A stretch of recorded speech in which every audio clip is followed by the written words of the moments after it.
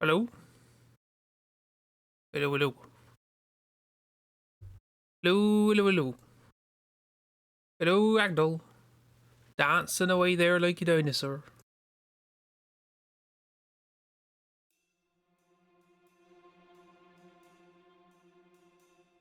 Some background music on. How we doing? You alright? Having a good Wednesday? Wednesday? If indeed it is Wednesday, I think it is, yes. I've lost track of time this week. It's all been a bit of a mess.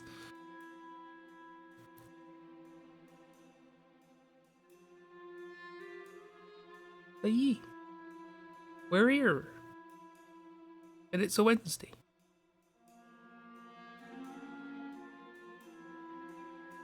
This music is very quiet. Suspenseful. Let's hop on over. Swoosh here. To the canvas of dreams. By dreams, I mean things I made up because I forgot how they went. So last time, a lot happened. I can't open the door. We couldn't open the door. We got to the Gizmo Loose Crosser and we couldn't open the door. Hi, Jim. How you doing? You having a good Wednesday? A good Woensdag? So we heard about Bermesia being attacked by Alexandria. Very untoward, and so Simeon, Master BBVV, and Nox, who comes from Bermesia, went off to go and see what they're doing. Totally fine mental state after reading a comic all day. It's fine. It was fine. It can't possibly have any side effects. Did you enjoy it at least?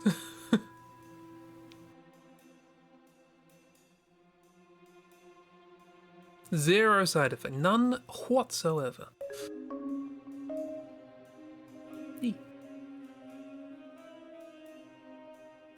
This track is very quiet. But if I turn it up, the next one's going to be loud. Not like you're on chapter 282 after starting it this morning. That sounds perfectly reasonable. Nothing wrong with that at all. It'd be more worrying if you were on chapter 1 and you were doing it all day. That's a long chapter. Also, I don't know what a chapter means anymore. It's a very vague definition of story. But I hope it's fun at least. Because 282 chapters is something you don't think is fun. It's a bad time. It is fun. Yeah. Good times. If many of them. So. Yes, so Simeon, Vivi, and Nox heading out to Bermesia. On the way, they pick up Quimch. Hey, Oobs! How you doing? It's an Oobs. It's the newly purged Oobs. How are you feeling? Very, very light? Brisk? You can stroll through the highways and byways of Tumblr without the weight of that many likes. Having a good one? There's still 13 in there, yeah, the hidden 13. That's how you know you've been naughted.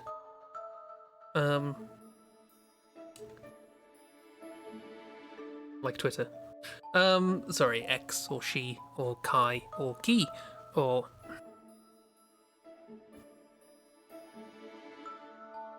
things. The internet's weird. So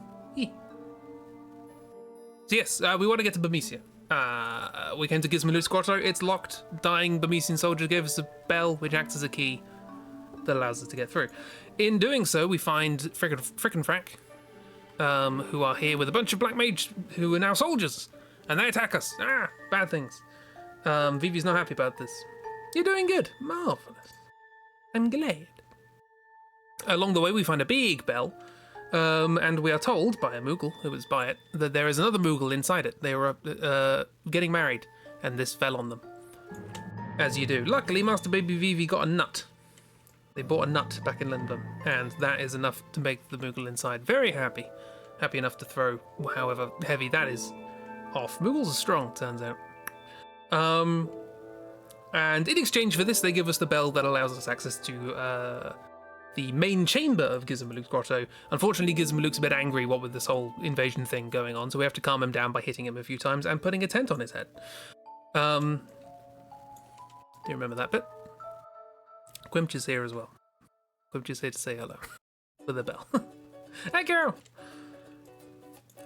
Yeah. So we then make our way through. No, we don't make our way through. We have an aside in which we go and see what James and Princess Butterknife are doing, since Princess Butterknife decided to run away from a third castle. No, a second castle, sorry. Well, they're not actually going to a castle this time. Anyway. Now the louder music starts playing. Oh, there's a good change of pace for the suddenly different scene. Far too many castles. How many castles are there in this game? There's Lindblom, Alexandria. There's one later on in the game that technically counts as 2. I guess the final dungeon could kind of be thought of as a castle, sort of. Not really.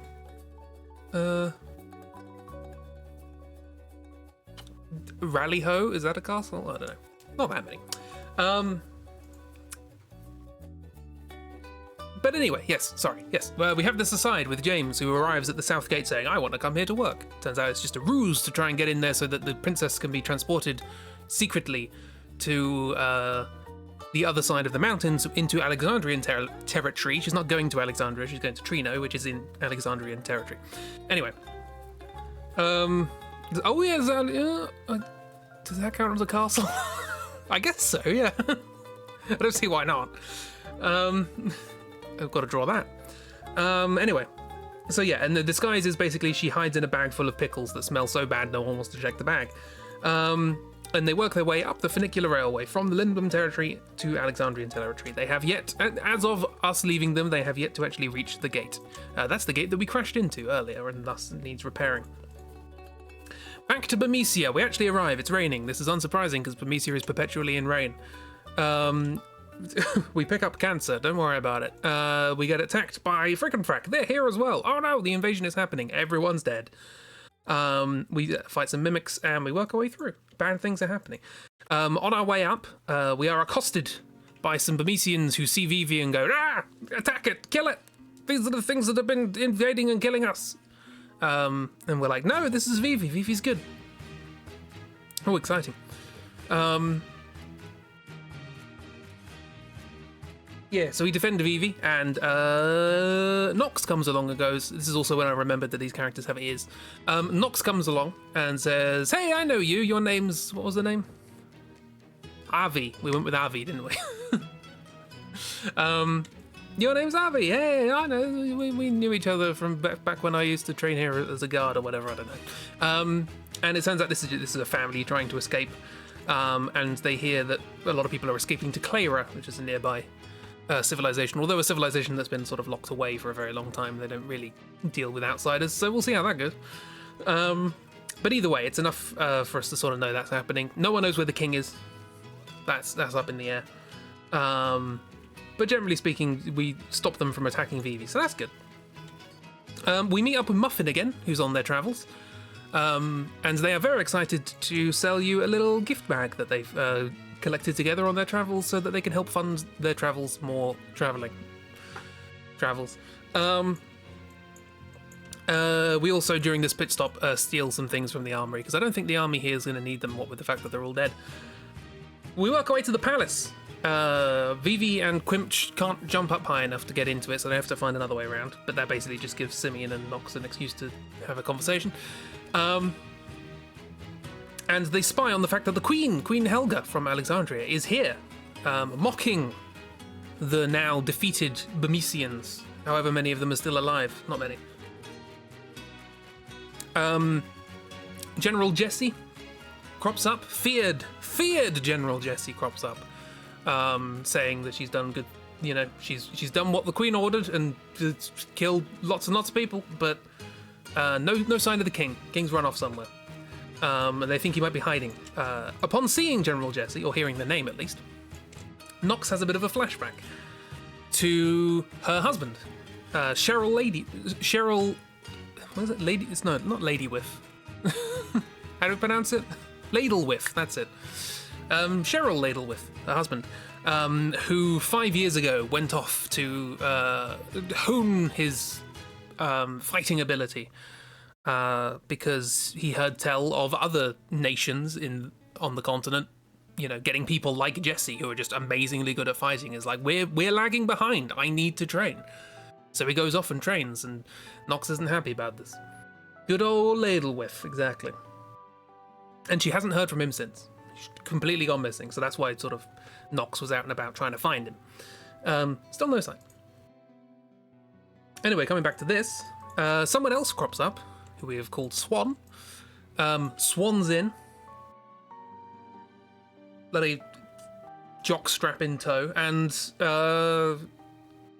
remarks that he hopes that the Queen is very happy with her new Black Mage army and that they did the job well. He literally Naruto'd her, can't believe this. Mr. Swan.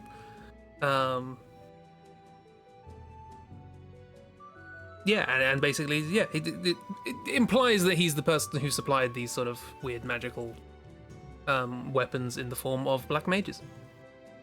At this point, a soldier stupidly runs in to try to attack. Upon realizing that it's Jesse, goes, "Oh no, I've made a mistake." But our characters jump in, ready to fight. Also, Vivi and Quimch show up because the scene needed them, I guess. Unfortunately, Jesse, real strong, and defeats all of us very easily. And doesn't kill anyone, but does leave them on low health. And so she walks off, leaving Vivi in a puddle. Nox also in a puddle, and swans off on a giant feathery iridescent dragon, as you do. End of disc 1. Boom. We begin disc 2. Good for them, exactly. If you could swan off on a feathery iridescent dragon, wouldn't you? I would. First time you've ever encountered an unwinnable boss fight in a video game. It's a trope, but it's a good one.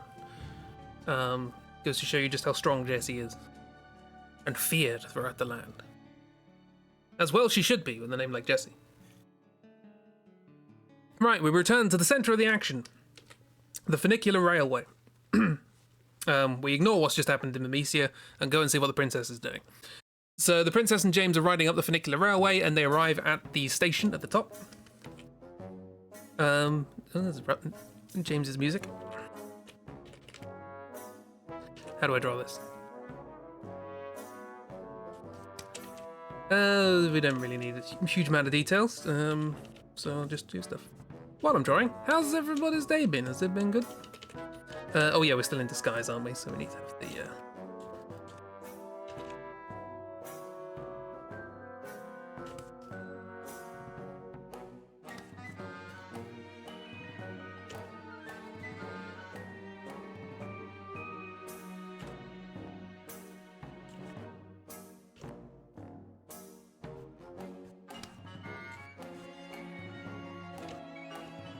I like the onesie, because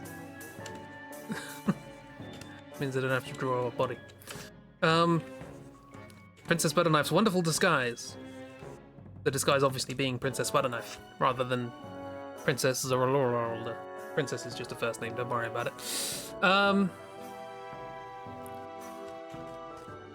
Haven't drawn today, so... It's been a while since I've been able to say that. I was doing a lot of web stuff today. I did a little thing on my website for Poltermon when I eventually release that. Probably start posting those soon.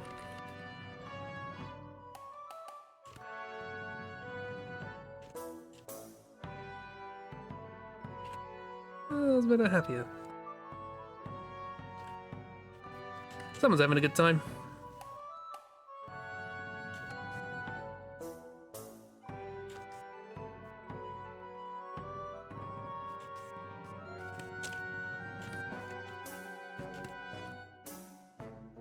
I haven't drawn anything today. Oh, I've changed the I've changed the name of the emote. I need to fix that thing.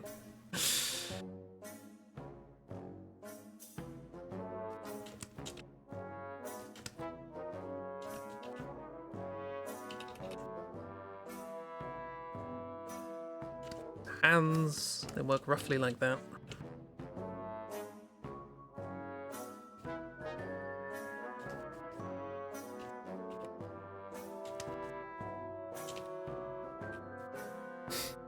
Need to fix the command. I'd have broken down earlier. So let too many negative emotions grow and fester for too long again. So emotionally and physically drained. Oh no! It's good to get it out. Hopefully, yeah, get some fresh air. Try and... I mean... I was about to try and give advice, but I don't actually have good advice, so don't listen to me. Get advice from somebody who actually knows what they're talking about. I could give you some COD positivity, but honestly, it's better to actually listen to somebody who knows what they're saying about this. But nonetheless, fingers crossed, you know, that's a good turning point, and some good can come of it. Sorry you had to feel that way. Sorry that had to build up like that. I hate the phrase, sorry you had to feel that way, because that's usually what people say after they've been an arsehole. Oh, I'm sorry you felt that way about the thing I did.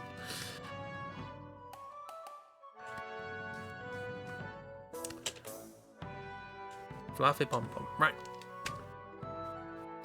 It's okay though, and you appreciate it. Yeah. Wish I knew and could do more.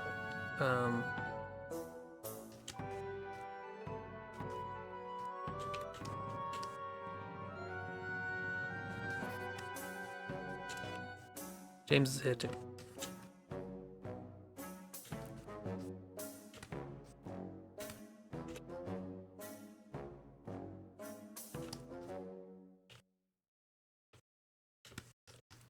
Hugs! Hugs for Kiro!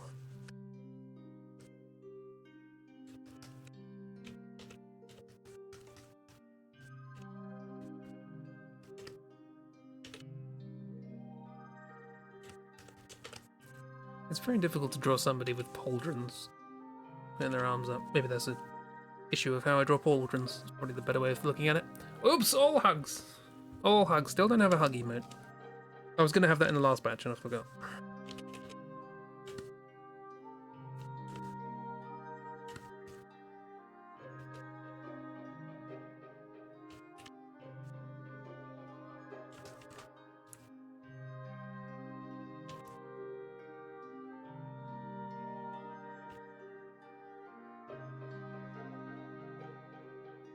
James is being as reasonable as ever.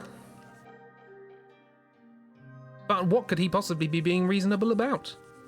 I hear you cry. Or weep.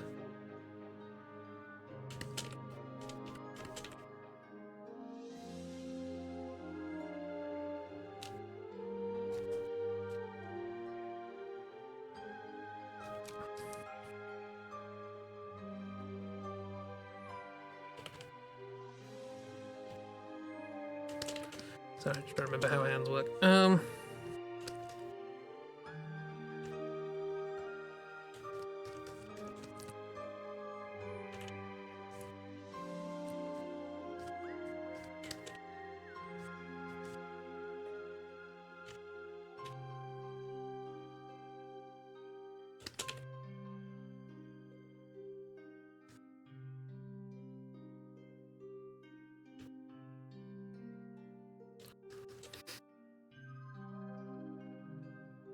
I think they can substitute as a hug emote because they're kind of hugging hearts. Yeah, exercise those demons. That's a nice way of thinking about it. Get them out of there! Kick them! Melt them with tears. They're like the Wicked Witch. Contact with liquid makes them dissolve. Anyway, sorry.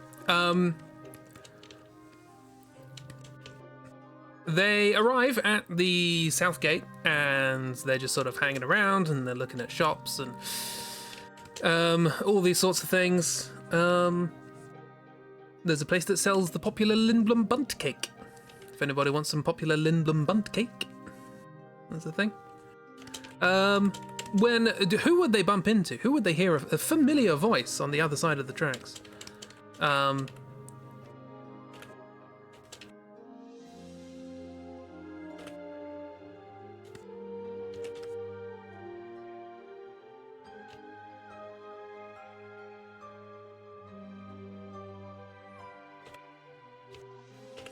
But another character that I've forgotten how to draw. It's been so long. I've also forgotten their name. Banana Min. What was their name?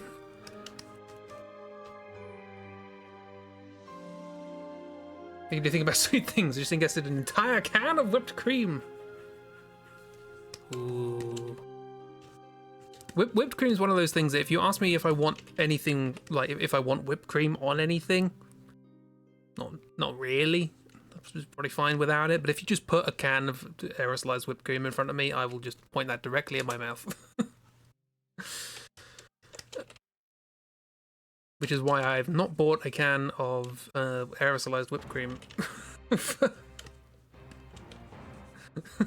Baby bird instincts. Yeah, it's more casual than that.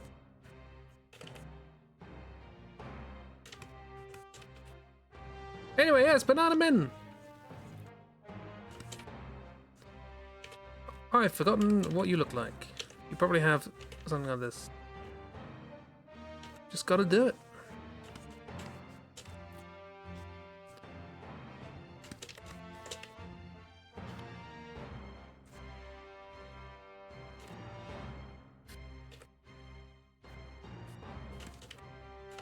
Yeah, dangerous.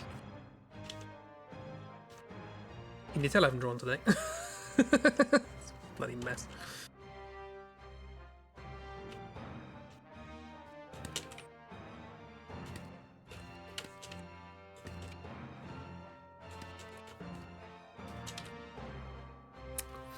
I did pair it with strawberries and powdered sugar, so I might be bouncing off the walls later tonight, not sure yet.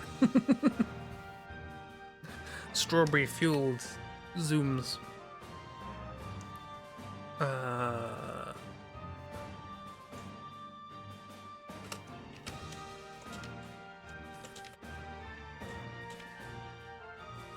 Also, Alexander's here.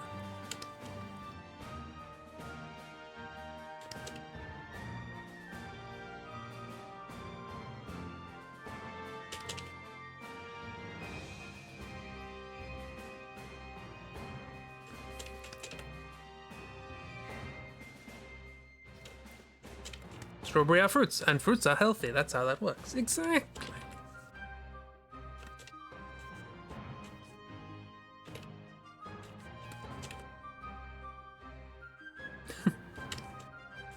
There's a Muppet hand with a stick.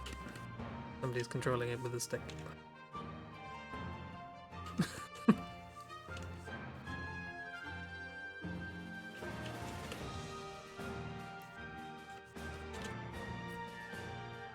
There's a nightmare for you. Just casually look, you know, doing your day-to-day things, and you look down and you see that your hands have sticks on them.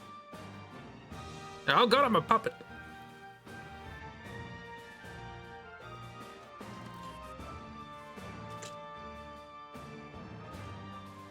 Yeah, it's a Muppet. There's a legally distinct Muppet. Is there anything in this game that rhymes with Muppet?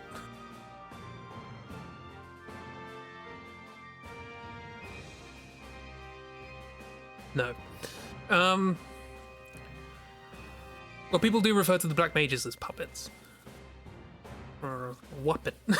Is a Wuppet. That feels like a Wario version of a puppet. But not quite the vibe I'm going for. Although a vibe I'd be interested in seeing. Moped? I think that's already a thing. It's fine. It's Alexander. Alexander is Alexander. It's fine. Yeah. So they're here, and the princess is very excited to see them. And James is also very excited to see them, but for a very different reason. Moopet. Moopet. I'll go with Moopet. Kind of like, because then it's kind of like Moogle.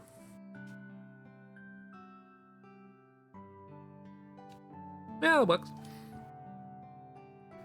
Marpet.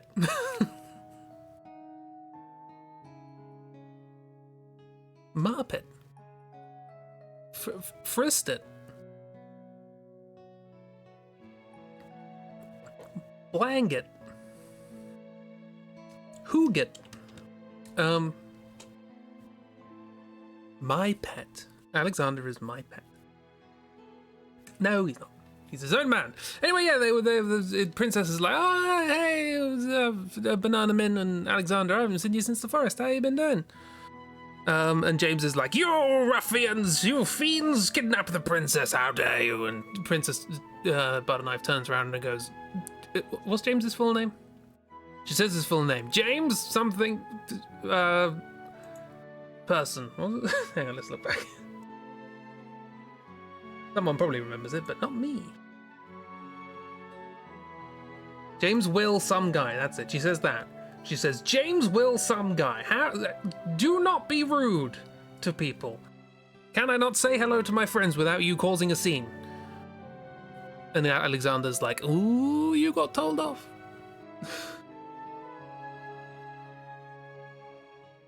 So yeah, the princess has a bit of a catch up. James sulks in the corner.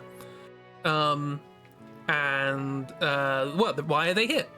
You may ask. Well, the forest they crashed into is Alexandrian territory, so presumably, they want to get back to Lindblum, which is their hideout. But only Alexander is going back to Lindblum because Banana Min has another thing he wants to investigate. There is something in Trino that he wants to look for.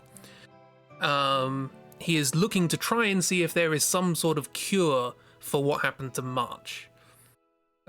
Because a normal soft, which is a thing that you use to cure petrify in these games, that's not gonna cut it. Because an entire forest got petrified. It's not, a bit more difficult than that. So he's gonna see if there's something else, and he's got caught wind that there might be someone in Trino who might have a solution. And the princess is like, what a coincidence! We're going to Trino as well. Do you want to tag along? And James goes, what are you talking about? These are thieves, princess.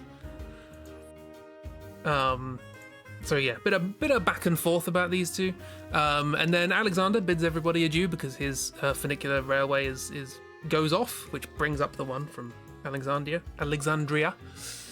And the remaining group, they all get onto their railway heading into Alexandria. Yes, words. Anyway, Alexander, who is not going to Alexandria, I think this is what's confusing me here. Alexander goes to Lindblum. Everyone else goes to Alexandria. Not the castle or the city, but the province. Alexander the First is not going to Alexandria. These guys are also they are going to Alexandria, but not Alexandria, the province of Alexandria, not the city of Alexandria, nor the castle of Alexandria. They're going to Trino, which is somewhere else. Was there an official charge? Then his thievery accusation is alleged. Exactly. I don't believe at any point in this game are these guys officially charged with anything. So sounds pretty confusing. Can I explain it again? No. Final Fantasy lore, exactly. Actually, no, there is a point. We'll get to that. It's not strictly this. I don't even think there's a charge for that. Anyway, we're at war. Things happen at war. So yeah, they all decide to go off, and they have a little chat while the funicular railway is heading down the hill. And they talk about March being stuck, and the princess says, "Oh, I want to help with that because it was, the fact that you were trying to kidnap me. That's why that happened."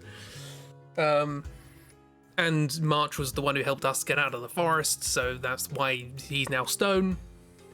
Hashtag just Final Fantasy war things. Yeah. Hi, miss. How are you doing? You're doing good. I said that in a slight Joey cadence, unintentionally so. Yeah. So they have a bit of a chat about that, and Banana Min kind of tries to understand why the princess is doing what she's doing. Is she doing it out of a kind of moral obligation? Does she actually care about what's happening? Is she just doing it because she thinks that's the thing she should probably do as a princess? And the answer is she doesn't really know. And also, they relay the fact to the princess and James that yes, indeed, Bermesia has been basically destroyed by Alexandria. James refuses to believe this, but the princess is like, okay. You're almost functional, but also ready for bed. Best combination. That means that the bed process will go real smooth. Yee. Yee. So they're going on the funicular railway, blah, blah, blah, blah, blah. But then all of a sudden the funicular railway stops. Grinds to a halt. And the conductor's like, sorry about this, something on the line. They walk out, they scream. And everybody else walks out to see what's going on. And by everybody else, I mean characters. Butter Knife James, Banana Man. There we go. The classic BJB. The bed is functional. that sounds like something in a devlog.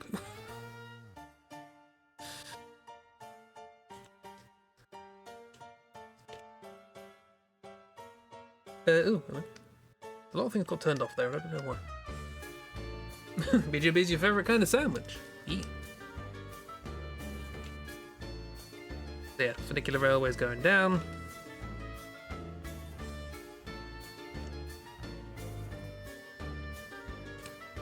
On the horizon up there. We're on a hill. Whatever. So scenery in the background, and everybody's sort of poking their head out of the door of the thing. The carriage.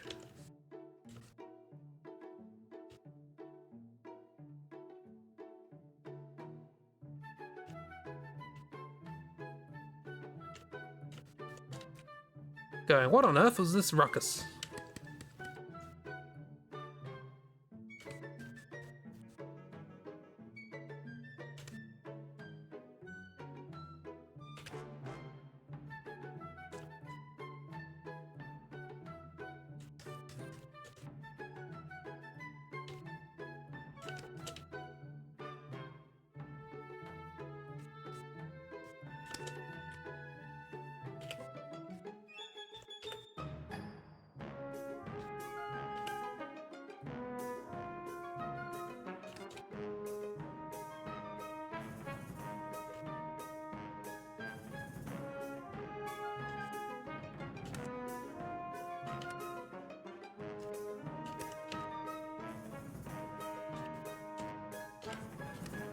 Who knows what it is?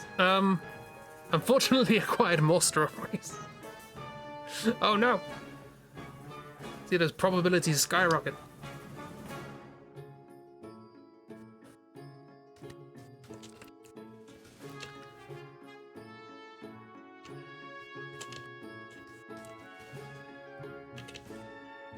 James is just on the floor, I guess.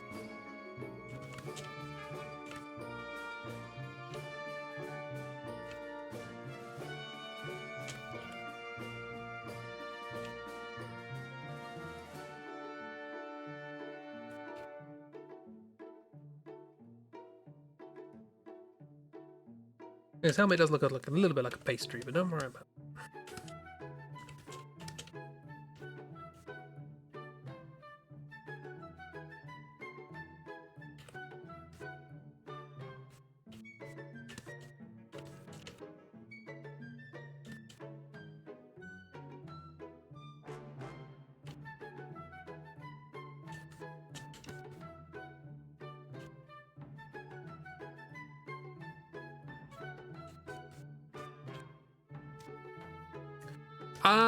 Yes, but what did they see when they poke their heads out of the window? I've said that already, but the nature of drawing means that standard ways of presenting stories do have to be delayed, rather. They see a familiar, if slightly crooked face.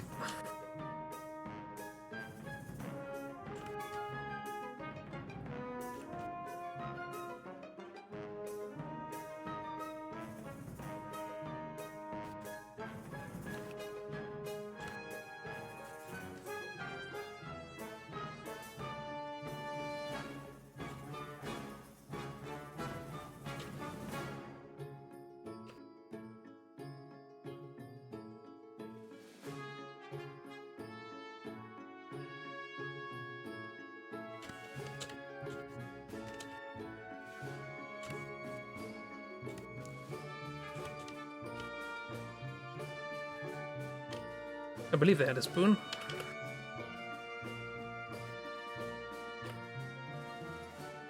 It is the Black Waltz 3, the one what crashed into the gate. It's still alive, just about.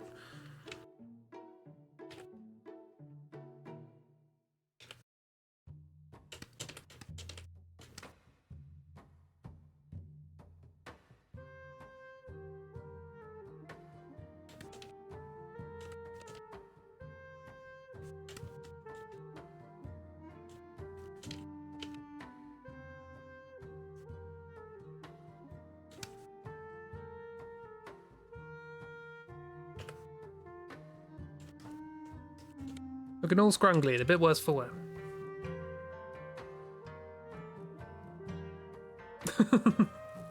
They did attack Master Vivi, yes. They killed all of Master Vivi's potential friends.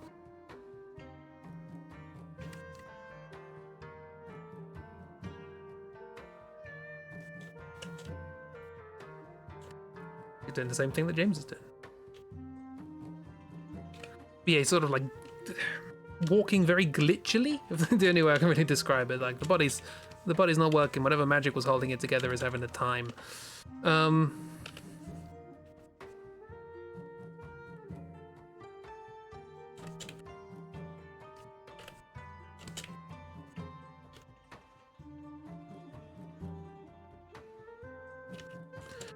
Yeah, and we use it assails us, knowing only at this point that it wants to kill. It's not really following the directive to try and capture the princess or anything like that anymore. It just wants to kill. And the princess is like, "What are you? Tell me what? Why were you? What were you doing? Explain." And it's just like, kill. Because the princess is trying to work out what's actually going on now. Finally. Finally taking an interest in the actual details of things that are going on.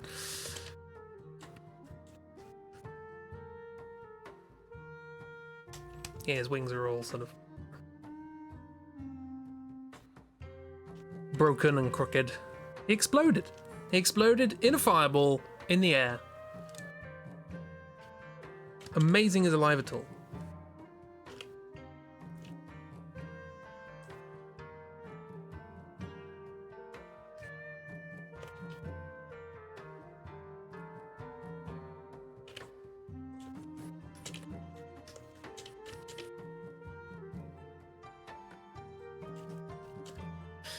Yeah, so that's a fight. And then you fight it and you kill it. Just sort of happens, really. Catch me in my wild posing. It's if I try to draw a normal pose, it doesn't work.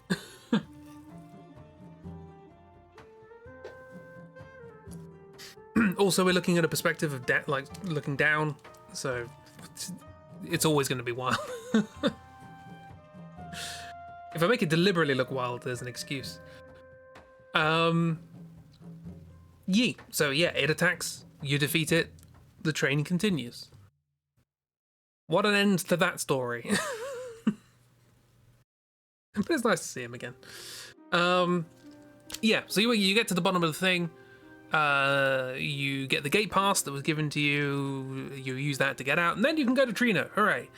You can also take a side trip to a cave. We won't go there yet because can't really do much yet, but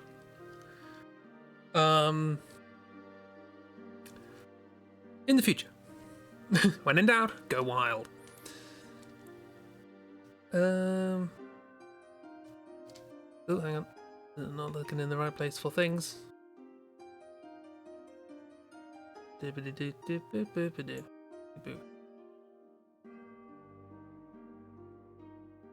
Right, cool, fantastic. So, words happen sometimes. We arrive in Trino. We arrive at our destination. Trino is a big ol' sort of circular city. All the buildings are sort of made of massive blocks of stone, but it's all very like, I think it's perpetually night here, in the same way in Bermesia it's always raining. Here it's just always night. So it's got that kind of cool city at night feeling. It's got lots of canals. There's lots of water everywhere. Most of the buildings are sort of built on sort of columns coming out of the water. I'm not drawing this. But just so you know, you got that. But you also have the contrast. You have all of the rich people living in all of the lovely, ornate buildings, but then you have all of the poor people living on wood shacks cobbled together between these bridges and all that sort of stuff. So there's a backwards and forwards with this. Gambling shops, lots of stuff. Yeah, there's an auction house, loads of things. And we arrive, and the first thing that happens is that Bananaman, I will remember these names.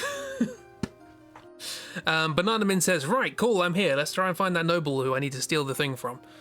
And James is like, you didn't mention stealing. We're not here to steal.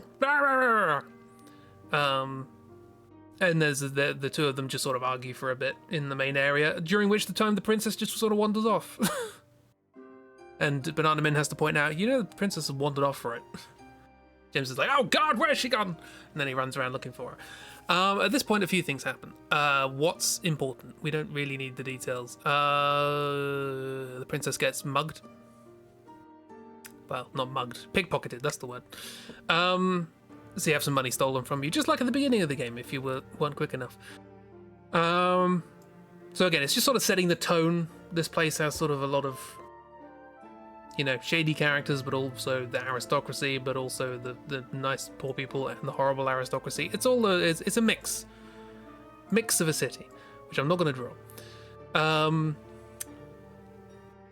Yes, and we go to the princess, having wandered off and had her money stolen. It's only around the city there's perpetual night, because once you leave it and walk a bit in the world map, it goes away. Yeah, so it's just a weird sort of anomaly that, like, here's the city, is sort of a big circular city here. Like, this region here is nighttime. This region here is like twilight, sort of evening, and then everything else is just whatever the whatever the time of day is. So a bit strange. Fantasy world. Egg, big egg, biggest egg. We're in the night egg. The egg of stars. Yes, so. The princess wanders off to an auction house. Thrilling, exciting auction house.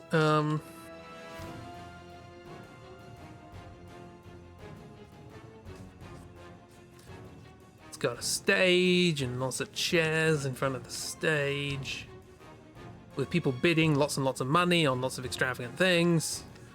This is not a place where the poor people are, unsurprisingly.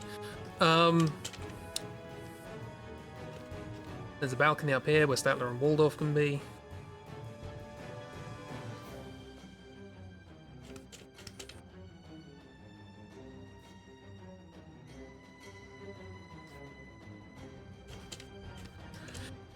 Yes, and you have the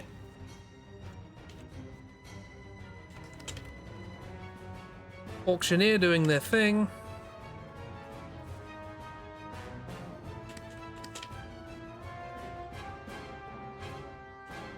I'm gonna give them a moustache.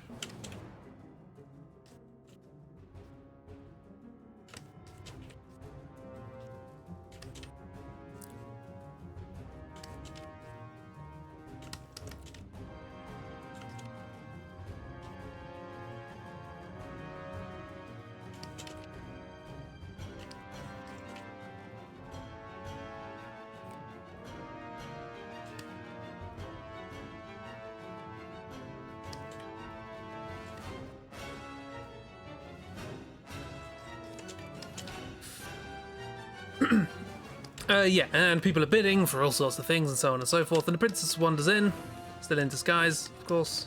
How's perspective going to work here? We probably need to make this smaller.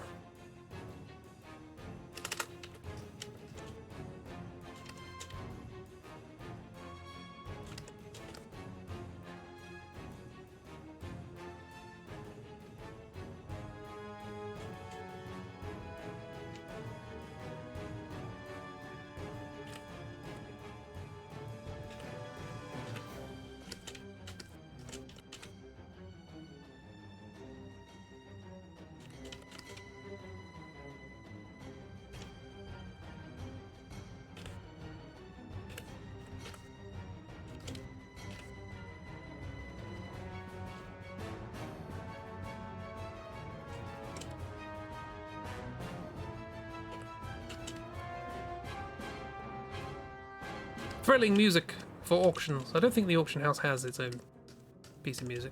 There is another building here, which I should probably mention while I'm doing this, which is, well, there's a couple of buildings.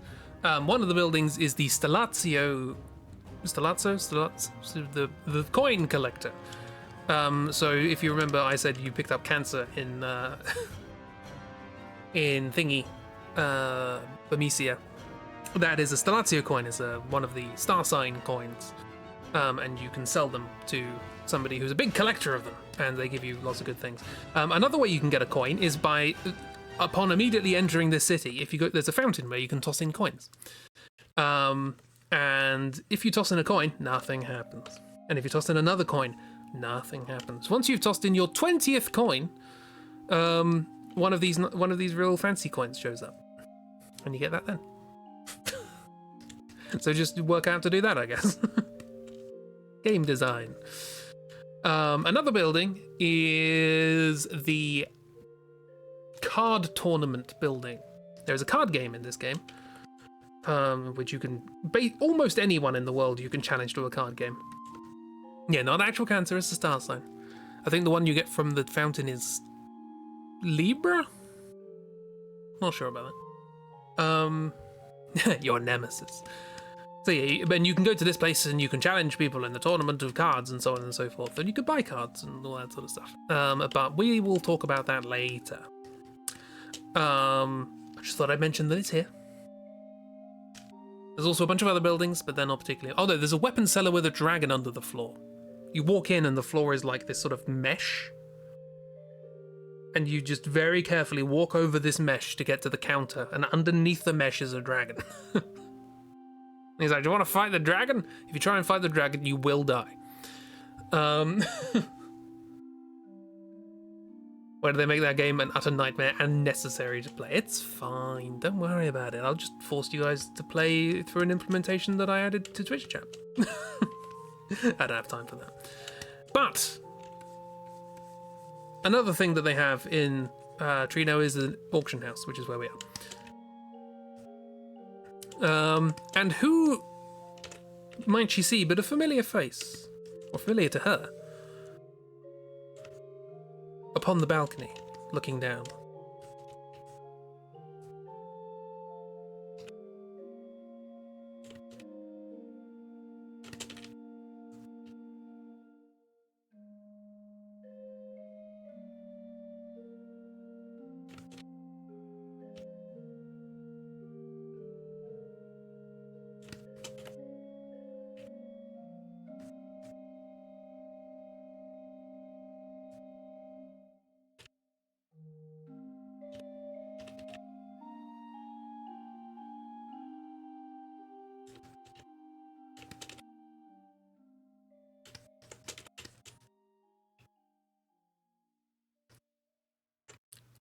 An oddly proportioned person.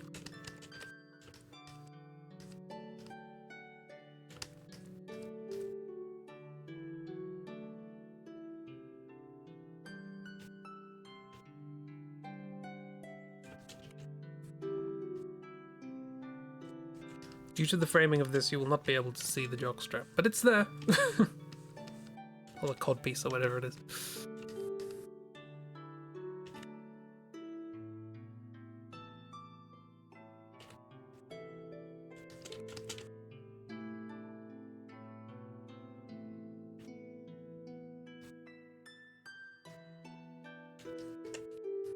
He's doing something wistful. Waxing poetical about something.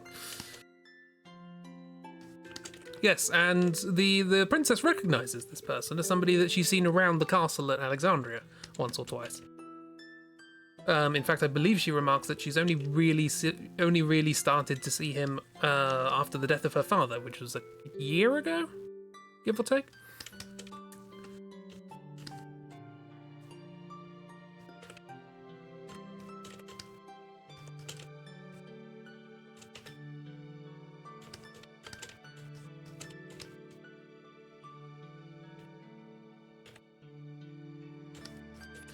I really should have done theme tune for this thing, but it's just so iconic that it's difficult to... work out a replacement. Anyway, yeah, so it's Swan. So I don't know exactly how the time frame of this works out. I think this is after what happened to Bermesia. So he's just come from there on the dragon to here. I think that's what's going on here.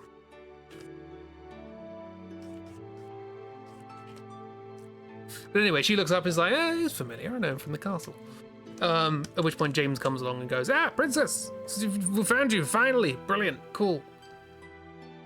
We need to go and find out where the thingy was, Banana Min. He said it was going to an inn somewhere. So they go to an inn. A ramshackle inn built higgledy-piggledy on top of one of the pillars of this place. More poison! Classic.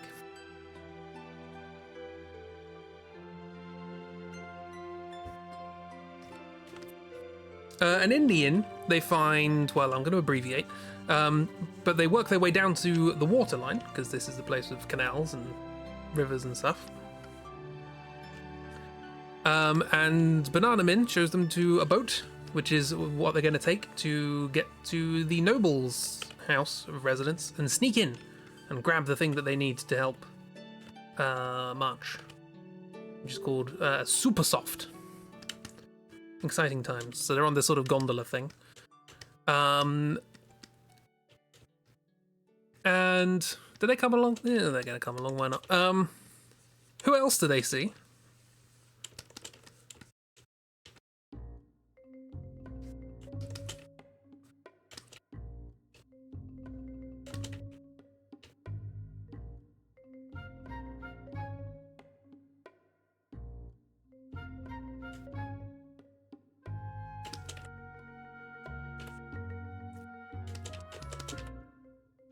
But Captain Porcus, he's here. Kinda helping head up the operation to try and find where the stuff is. And the princess is like, I haven't seen you since the forest. How did it all go? I was like, well, one of my men is encased in stone. Not particularly happy about that. Kinda your fault. And he sort of gives her a bit of a once-over as like, what do you actually want? What are you actually trying to do, princess? We've got a very clear goal in mind. Why are you doing what you're doing? And honestly, having explained this story out loud, he's got a point. What does the princess want?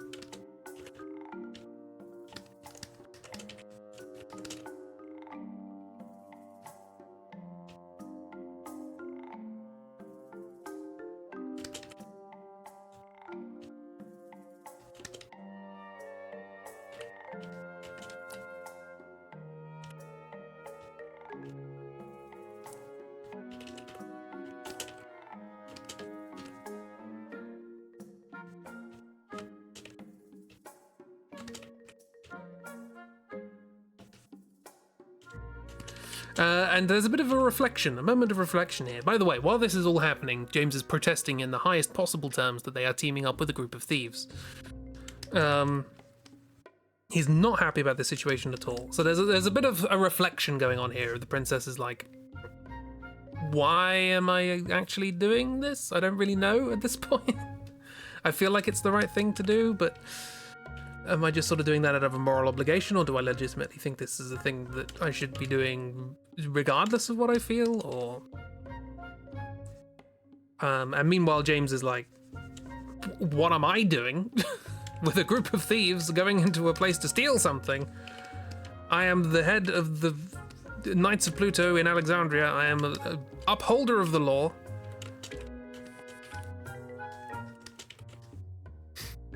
Yeah, she wants her mum to not be acting all weird, but not sure how to do that or who can help. Exactly, yeah. She's like, mum's been acting real strange since my father died. Funny enough, since that weird guy with the feathers in his hair arrived.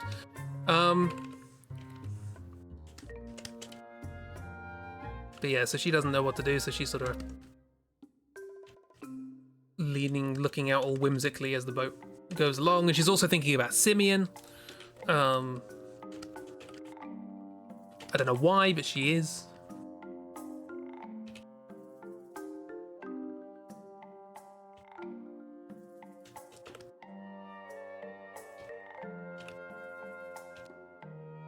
You know, there's got to be a love story in these things.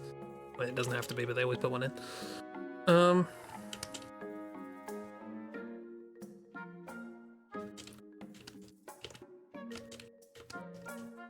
By the way I've drawn this, it looks like Porcus is just shouting at no one. It's just like, rah, rah, rah, rah. The princess is not listening.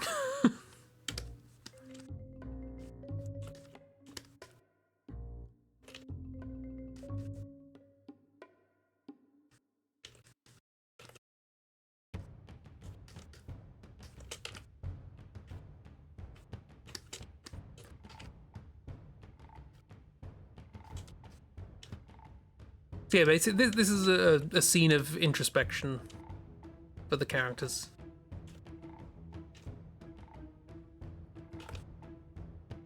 There's a lot of those, and I'm really bad at explaining them. If there's a good character motif in this game, it's what am I doing? It's a pretty solid character motif.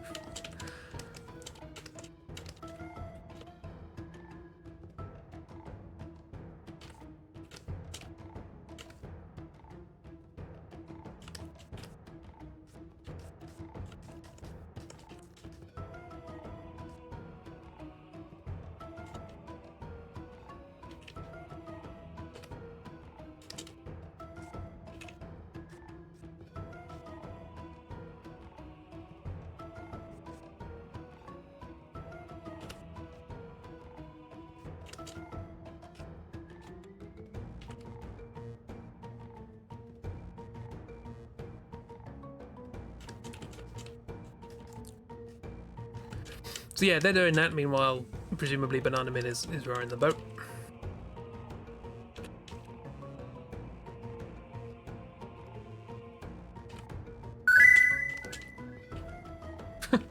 He doesn't row. Okay, he doesn't row the boat. No one rows the boat.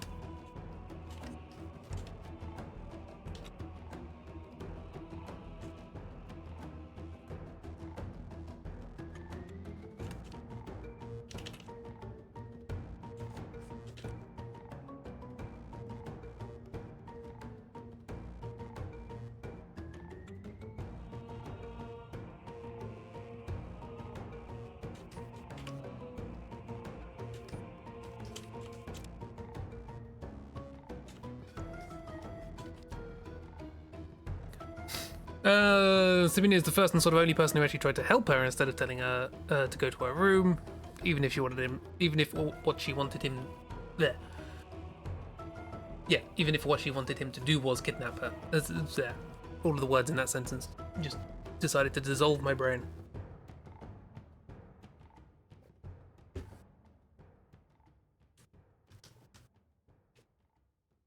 Those are the sort of sentences that I think if I tried to think, okay, cool, how do I say this in Dutch? My head would just melt. Even her uncle's response to Mum's acting strange and need help was to tell her to stay put in the castle. Exactly. She's just trying to get away from castles. She hates castles. She's allergic to stone.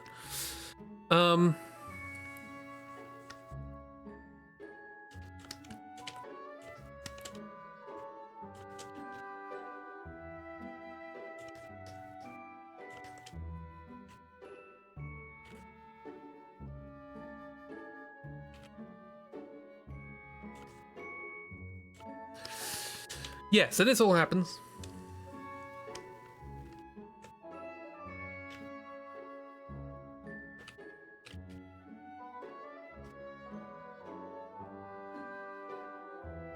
At night.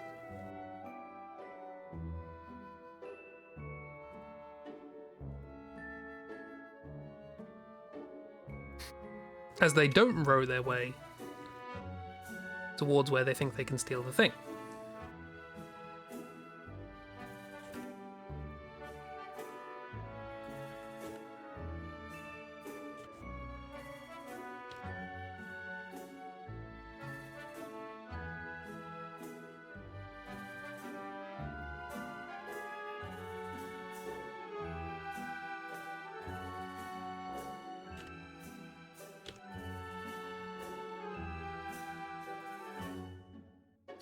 It's also just occurred to me that I haven't actually done the music for this place either. Nighttime. You're reading a Dutch book and your mind is melting because the sentence structure is just so odd. Might be the language that's the issue. Well, you know a slightly different Dutch, don't you? So, I guess there being different dialects probably doesn't help. If I tried to read a book that was written like not phonetically, but was written with the same kind of grammar that people use in like the East Midlands, I would probably have a bit of a tough time.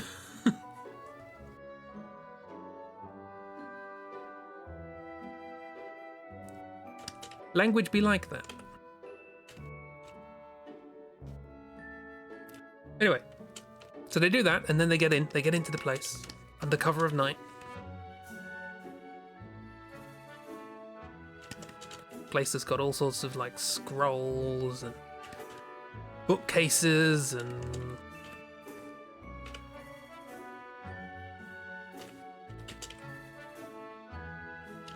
piles of books and all sorts of things on tables and yada yada yada. Then boxes, and they're like, right, we've got to find this thing. Shh, be quiet, people are sleeping.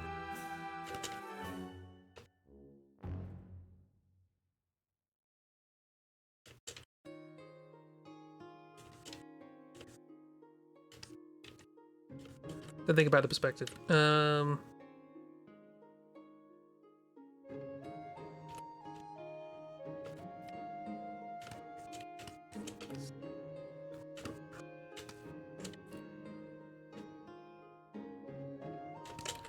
There's also a place of no perspective.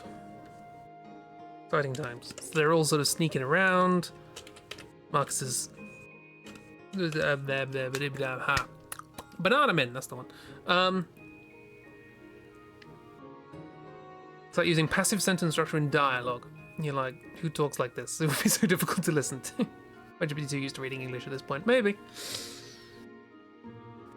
I have come across a lot of things that, like, the Duolingo wiki thing is saying, like, this time you will be learning about this way of using verbs. Nobody speaks like this. You will only ever see this written down.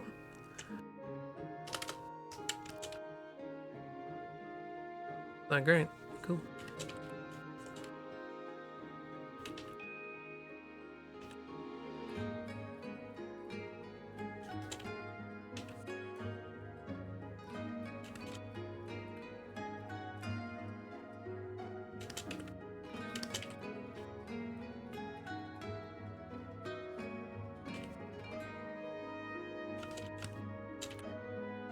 Dracula Daily has a posting like 2 days ago with a character with a thick accent who uses a lot of colloquial terms.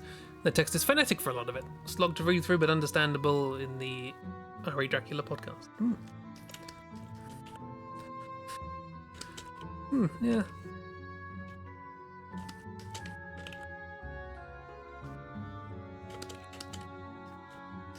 So yeah, Marcus is sort of... There. Banana Man. Names. Banana Man is sneaking through sneaks and all that sort of stuff. When all of a sudden people hear a shuffling. There's a shuffling as somebody's coming down the stairs, and they hear a voice going, "Oh, I need some ink. I've run out of ink. Bother. Where do they keep the ink around here?" And everyone's like, "Hide, hide."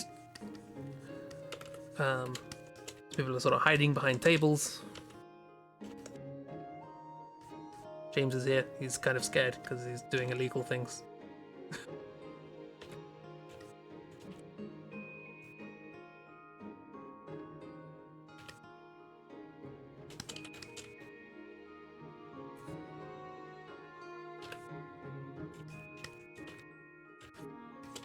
Yes, and he has somebody pottering down the stairs. And if you'd be so kind as to give me a name for them.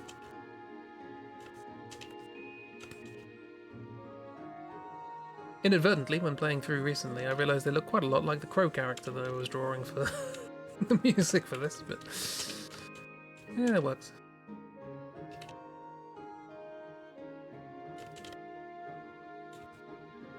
You know, it's all out than that. Sure.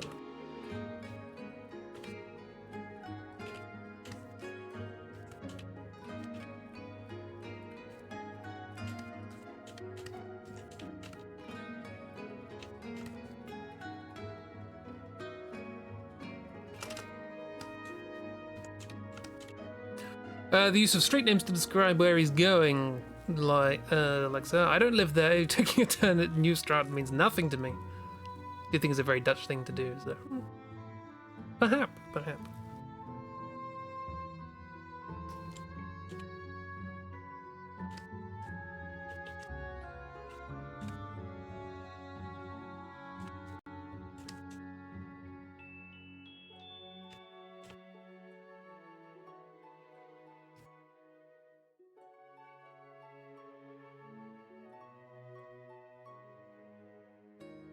Something else about this character, and I can't remember what it is. There's always something I'm missing. I always miss something.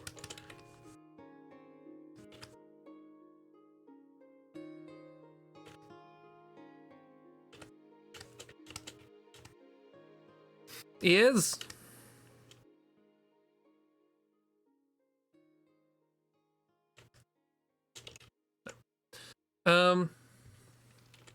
Hat decoration. Maybe.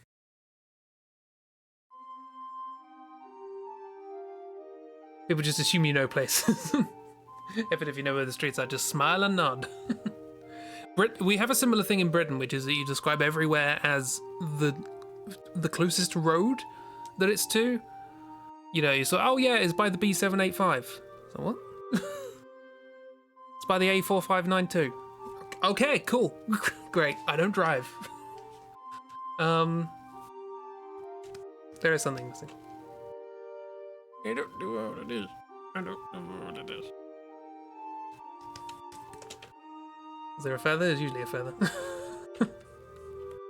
Bit weird to be a bird to have a feather in your hat, really, but like having a necklace made of fingernails.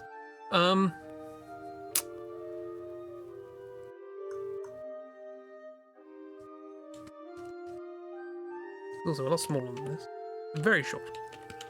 What little friend?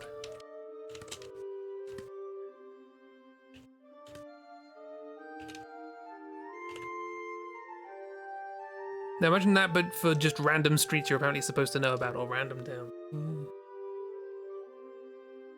There's feathers that are like hair that stick out backwards. I'm like, where? Oh yeah, that feels wrong. Yeah, there we go. I view these as sort of like big sideburns. That feels more right. There we go. Also does have human ears though, but they're behind there now.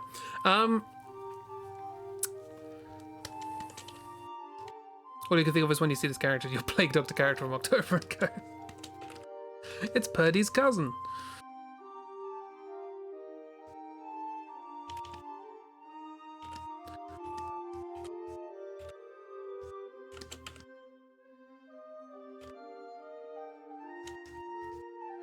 Fun fact, Preddy's called Preddy because I wanted to call them PD for Plague Doctor, but PD was already a name that I'd used in that comic, as the initials of Professor something, which was the first instance of a story with a brain in a jar. Preddy. Preddy. People just be like, oh, you know the store, it's on the street name. So I don't even know the street names of where I live. I also have a bit of a moustache.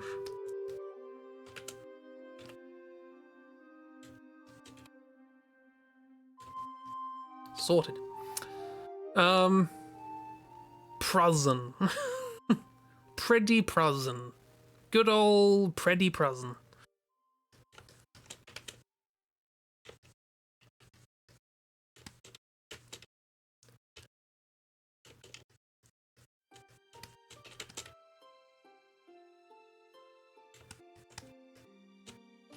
He's floating in the air. No, he's very small.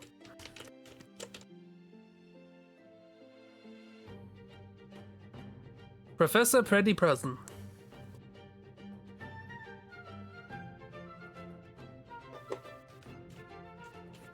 He should have a cravat or something like that. Break it up a bit.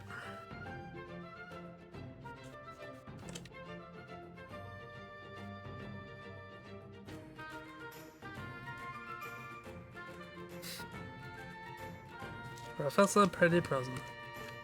And Princess Butterfingers jumps out and is like, Professor Preddy Prousin!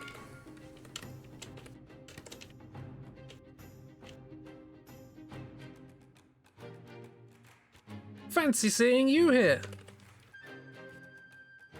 Meanwhile, Banana Man's like, what is she doing? We've broken into someone's house.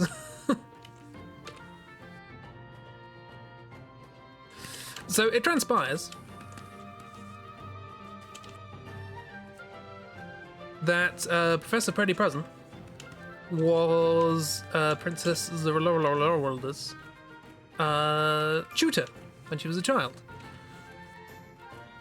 Taught her about all sorts of things about the world and to be curious and so on and so forth. We get a few flashbacks to stuff like that of him talking about old myths about eidolons and stones and magical summoning creatures and how people think that the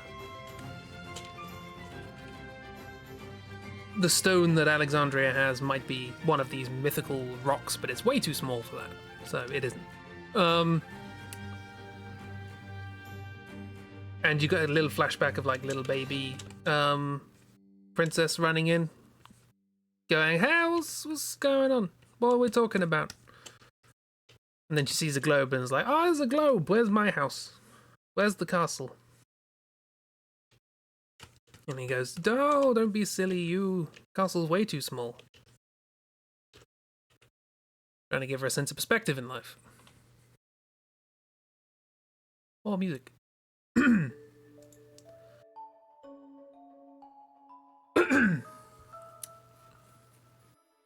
I like the idea of Dead Horse Road. Roads need memorable names like that.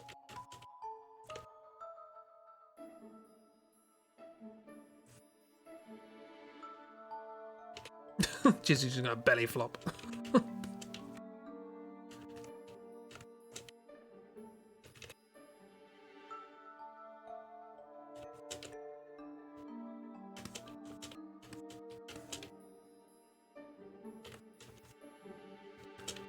She's like, Professor, it's been ages. And he's like, oh, Princess, how lovely to see you. Why are you in my house? And she explains, and he says, oh, you want the soup? Why didn't you ask? Yes. You come round to my... I don't actually live here. I'm just here for study purposes.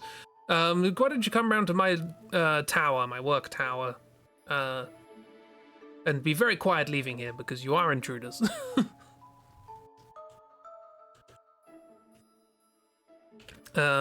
So yeah, the mission's sort of successful in the sense of we just happen to know the person we were stealing things from. Have a street called Dead Horse Drive, though it's not marked, so you don't know if many people around here know it. Maybe that's why the horse got lost because it wasn't marked. Streets like more than one street away from where you live, you don't know it. Terrible with street names, yeah. Street names are good for like post people, post workers. The gender neutral word of postman. Post folk. I like using the word folk in that sense. Fun. Yeah, they're good for post. Good for the post. Right, so we then leave. We go to the guy's thing. Mail carrier, whatever you call it. We call it post here rather than mail. Post carrier, I suppose. Post carrier does sound like something out of the Edwardian era. Sort of thing that will be held up by a highwayman. If it's not a main road that connects two cities, it's simply not important to you. That's fair. The main roads here are either motorways called like the A7, something boring like that, or they are called the name of the biggest city at either end. It's like London Road. Or whatever. Oxford Road. So they don't have the interesting names. You want the fun names that nobody knows apart from the people who live Is it worth drawing this scene? Basically, you go back to the tower. He gives you the thing. And yeah, Banana Man's like, cheers. And he talks a little bit. Well, let's draw. There's a fun little thing that I think is nice. He has something which was a real thing. Although it was much bigger in real life. Which is a sort of globe. But it's inside out. So we sort of see a cutaway in this. It's like in disrepair. With a little ladder going into it. And he and the princess sort of walk inside and they have a little chat about childhood and about how, like, the queen, you know, what's happened to the queen. And also how Dr. I should probably have written his name down, shouldn't I? What was it? Professor Preddy present. Got it. Professor Preddy Prousin. So Professor Preddy Prousin left Alexandria.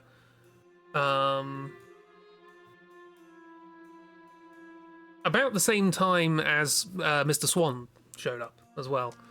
And he's sort of been observing things from a distance and has been like, yeah, something definitely weird is going on with the Queen. I'm not entirely sure it's her fault of what's happening, but she's definitely the one sort of running, well, she's the one instructing people what to do. So something's up, and I'm not sure. Luckily, I know some things that perhaps they don't.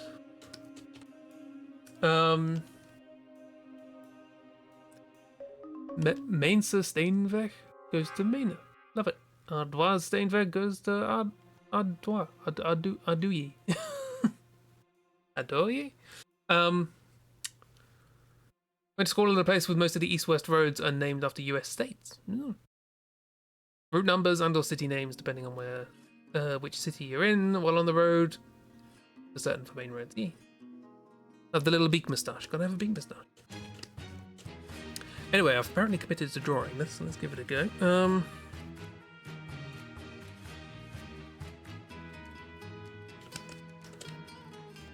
It's got like supported beams sticking out of it because it's all broken stuff. But the idea is it's like an inside-out globe. You can walk into it and sort of see sort of the continents, you know, and sort of islands and things like that. And there's a little viewing platform in the middle. So you can sort of see the world inside out, as it were. And this used to be a thing. You can look it up. I can't remember what it's called. But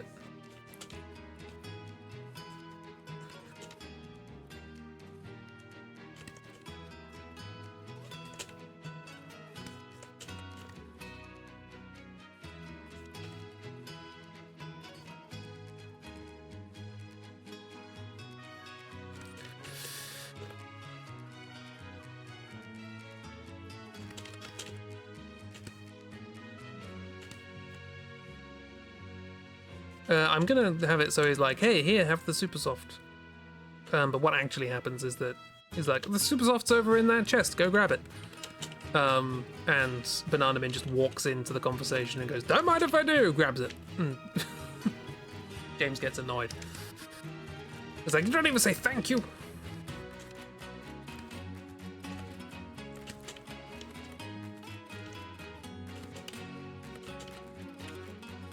You monster, where are your manners?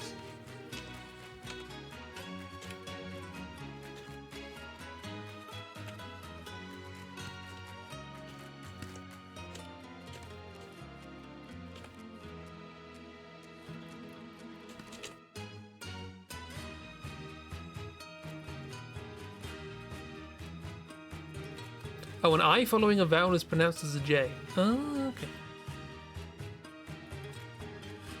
So, Adoya. Okay.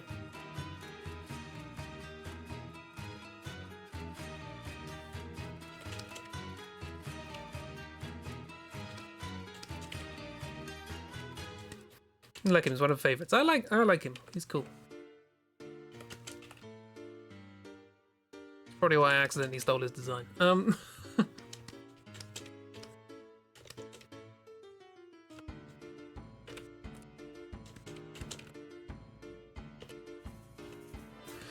He also, the reason he has this is because he converted it to hold a telescope.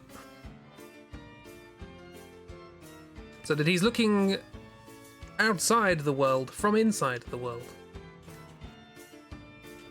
Which is kind of fun.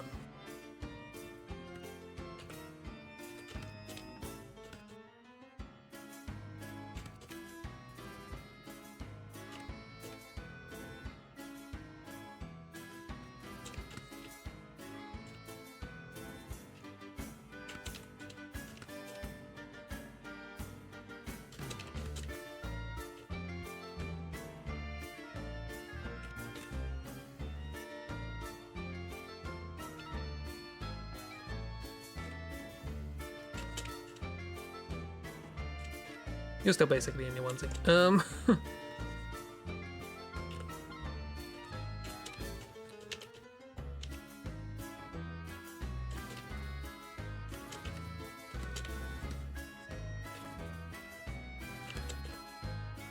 quite the right time for this music, but whatever.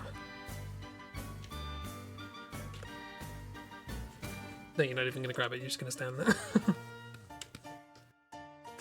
Not looking very princessy. So she appears to have shrunk in remembering her childhood.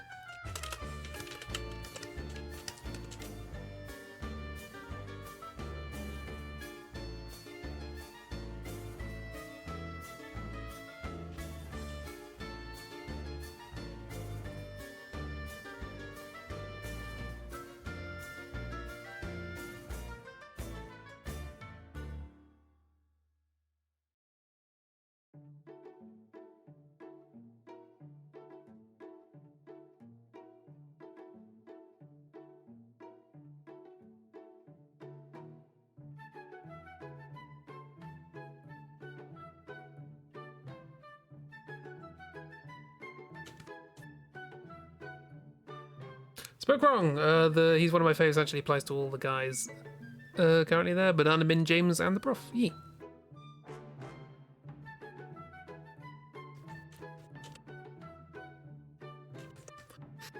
Anyway, yes. So yeah, they have the conversation. They talk about Princess's childhood, and she was always inquisitive and always wanted to know about things, and so on and so forth. Does he say anything specific that I need to tell you?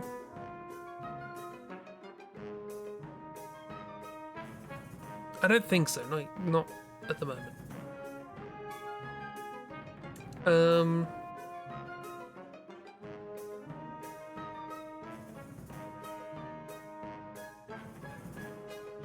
Yeah, I can't remember. I don't think so.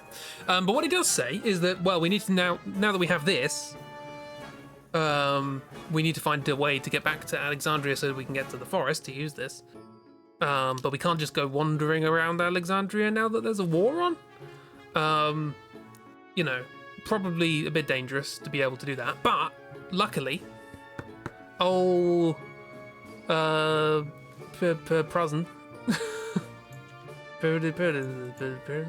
Professor Preddy Prousin. Professor Preddy Prousin has a little secret, something that has been basically kind of mothballed, but he still sort of keeps it going, which is underneath the city. So they go underground and they find a series of tunnels with some foliage on the top, and when they activate a thing, it releases some food. There's some flowers sort of from the ceiling, which attracts and stops a big old bug.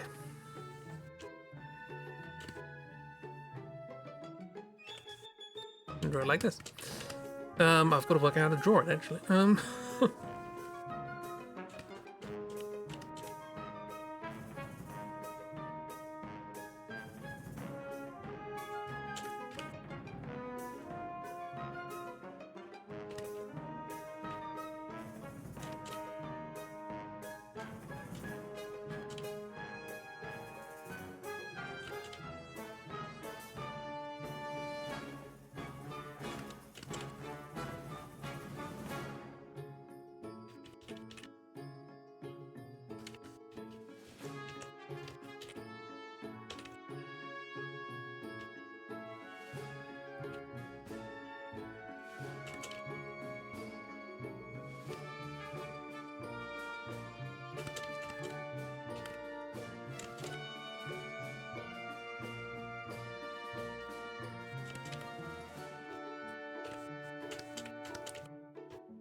So yeah, the food comes down and the bug goes, ooh, yum, yum, yum, yum, yum.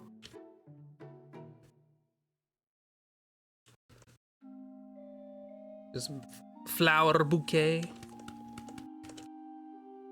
That it appears to like very much, thank you. Yum, yum, yum. This is the Gargant, I believe. Referred to. There are several of them. There's not just one. But there is this big old species of bug. And they have been harnessed by this rather old-fashioned underground movement system. They have mist engines now and airships and stuff, so they don't really need this. But you know, Professor Preddy Parsnips has been looking after it and making sure that it's still in working order and that the Gargant's looked after, gets food, all that sort of stuff. But it is a way of getting between several cities underground. They had this sort of underground network connection thing going on before it became obsolete. And it still exists. So this is a good way of getting back to Alexandria, because they are connected to this, to Trino. And when I specify, like, this is a transport system, let me just, well, let's make. What I mean is there's this sort of track of, sort of like tree root or something, like going along the ceiling, which this thing is sort of crawling along. And it has attached to it, sort of via a harness system,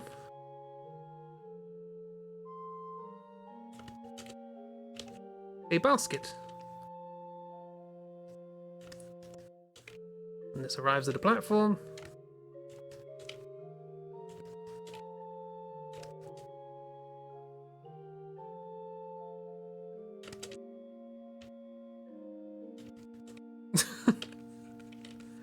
You know, if I's a friend, they just want to chomp on some leaves.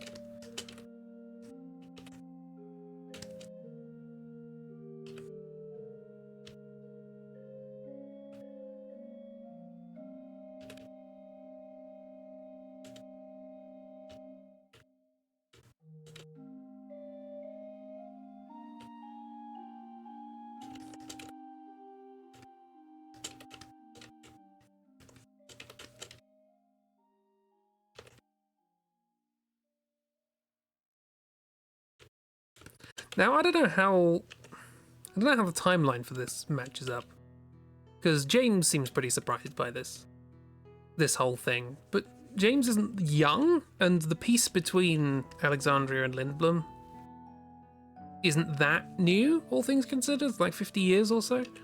So, I don't know how old this system is. Does it predate that? Seems a bit weird that it would.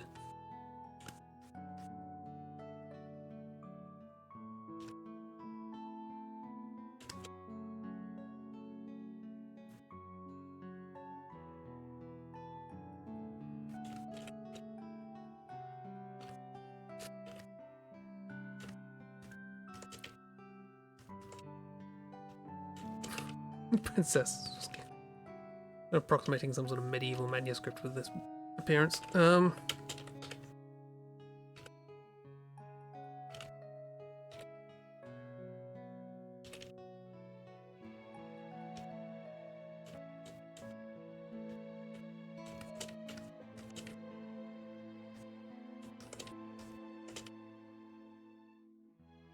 So yeah, this is a Gargant. And Professor Proustian Pringles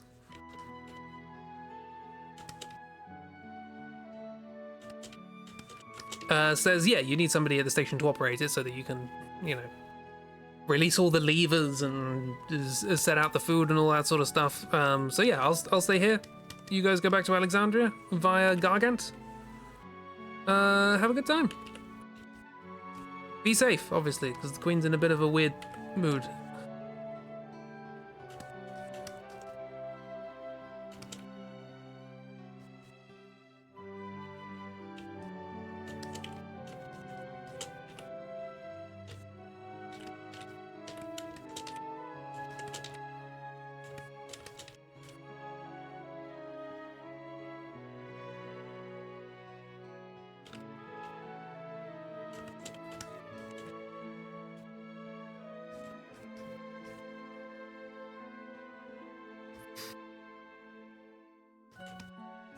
Preddy? Professor Preddy Pringles?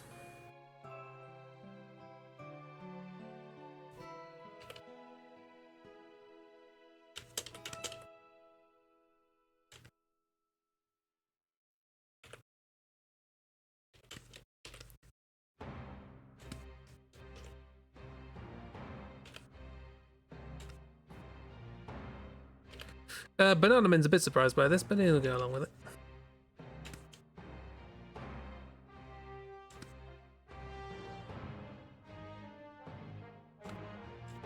As long as he'll get back to Alexandria. Oh, this another thing that I've just remembered. 308 chapters and you finally caught up. You did the whole thing in one day. Good job. Oh, dear. And now there's nothing. Webtoons aren't good for your health. Oh dear.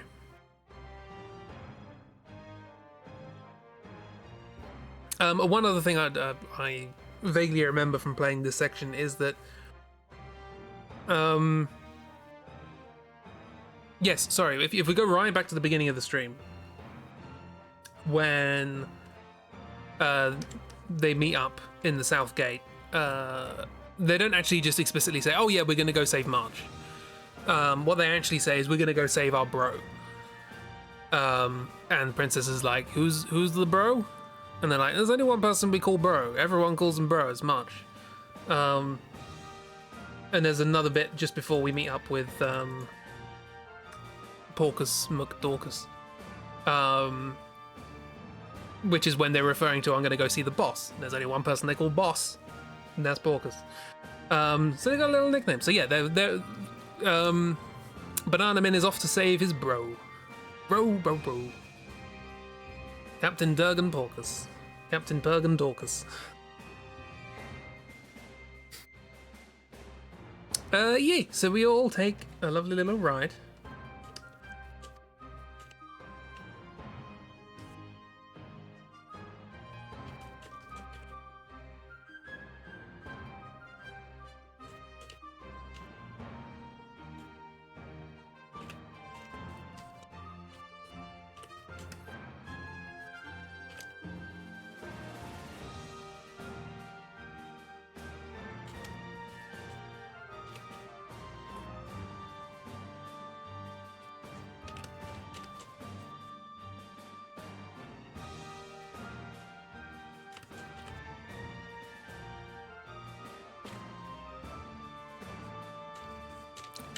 So we all go take a lovely little ride.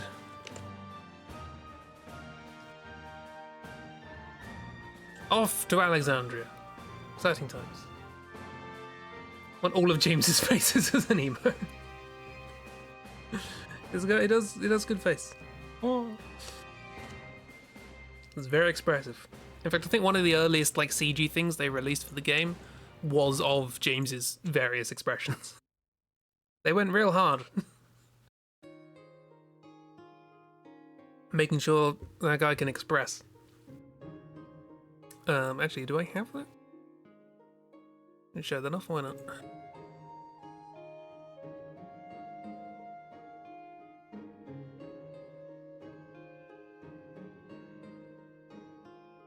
Oh, I only have 2D out. Hang on.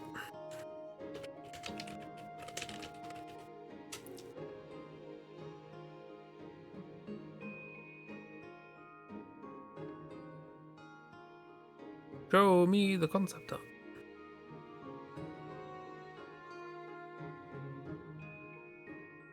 Show it to me. Oh, is this gonna work? This might not work.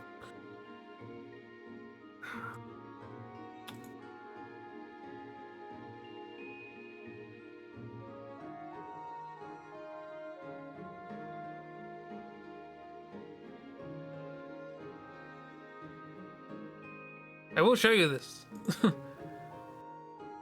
The disable redirectors and things, because things break.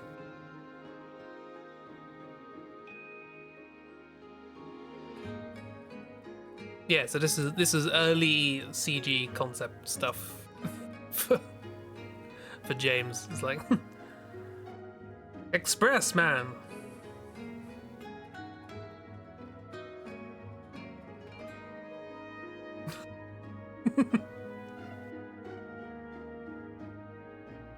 Those are some expressions.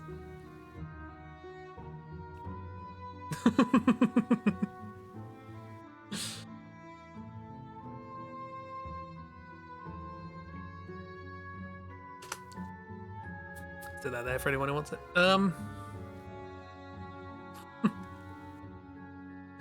The band can express, right? So we're happily. Are we? Yeah, there we go. Yeah, so we're happily trundling along through the caves and wibbly wobbly winding caves, backwards and forwards and around and around. What was the one second to last on the bottom row?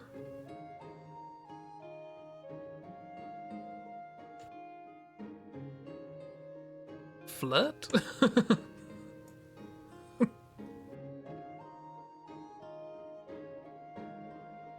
Or like, they think I'm asleep, but I'm really awake. I'm not sure.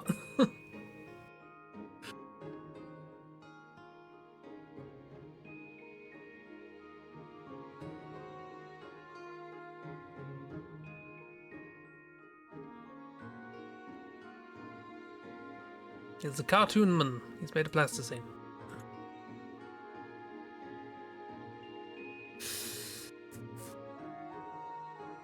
Yeah. So we're trundling through the tunnels, dashing through. This thing goes really quite quickly because it's big.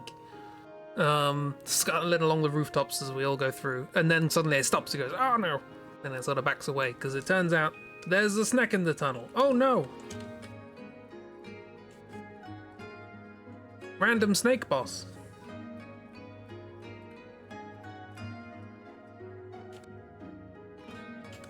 They're scared of snakes. Big snake, which has like weird sort of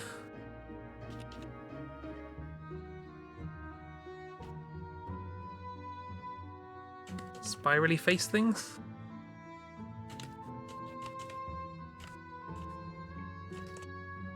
Not sure what's going on with the design of this one, but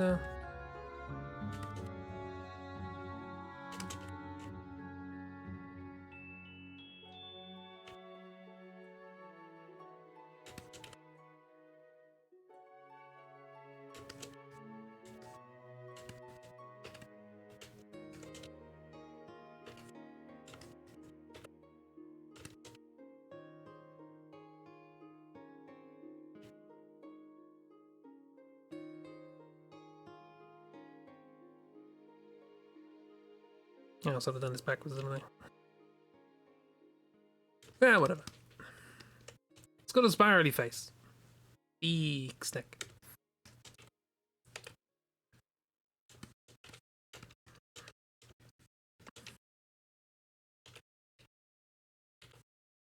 It's got a kind of fun, decorated design that I can't remember for the life of me, so, There's also mist in the tunnel too. There's mist everywhere. This is the mist continent. I probably haven't really stressed this quite as much as I should. There's mist everywhere. This place is full of mist. Everybody lives in perpetual mist. Yeah, so that's why there are monsters here, because mist makes monsters. Misters.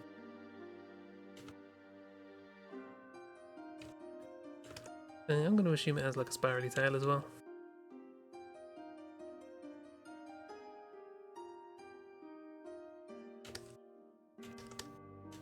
Because why not?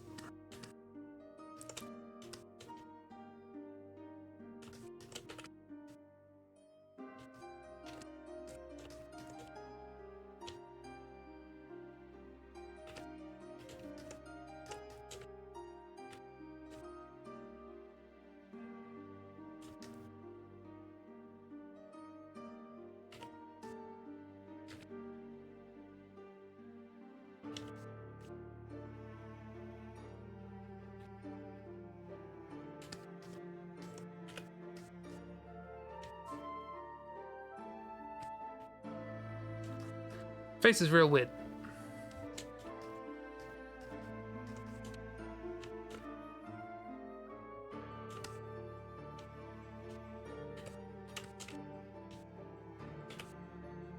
there got anything else, or is it just a big snake? I think it's just a big snake. I think it's purple as well.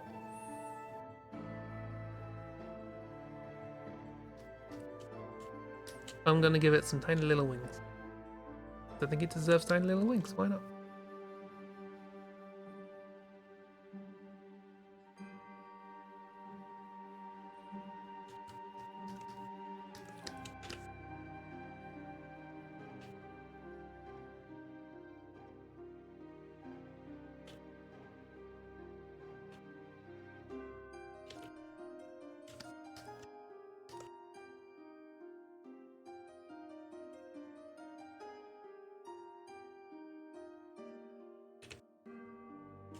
I'm just coming up with something that might be a fun design for a snake now, not really.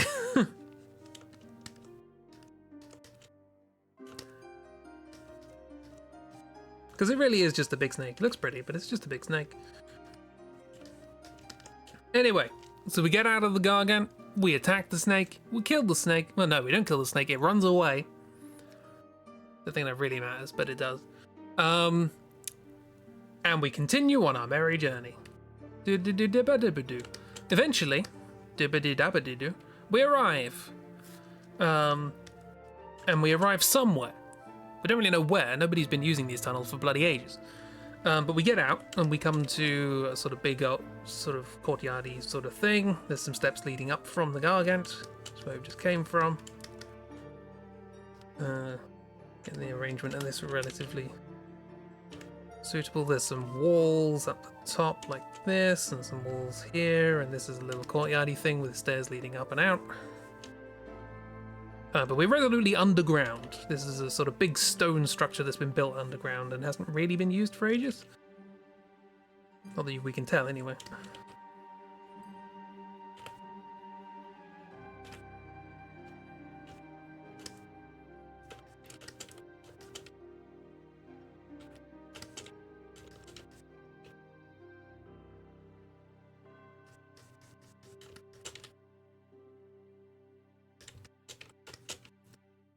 And yeah, there's like a wall over here.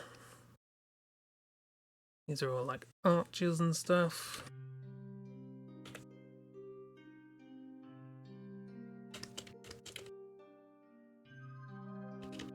So on and so forth. So everyone gets out. And they're like, ooh.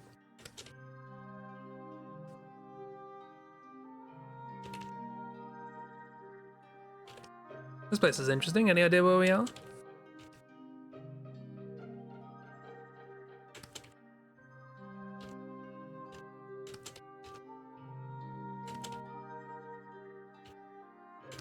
Which the answer is no.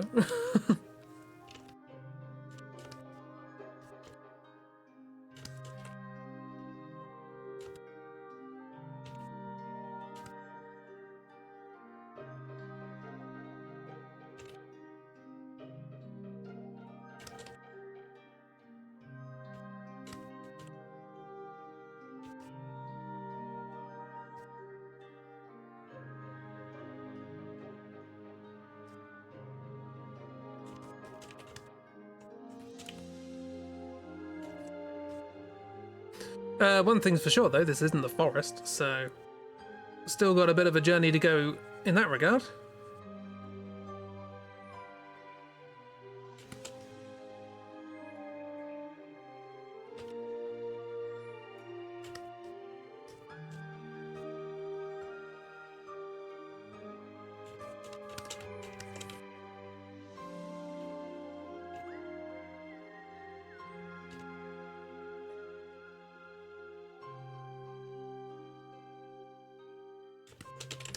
But then,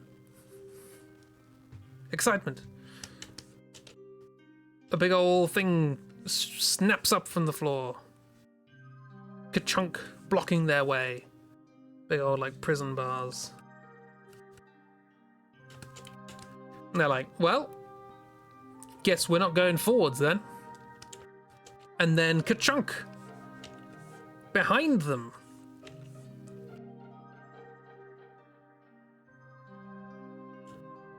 Big old prison bars. They're trapped. Drama.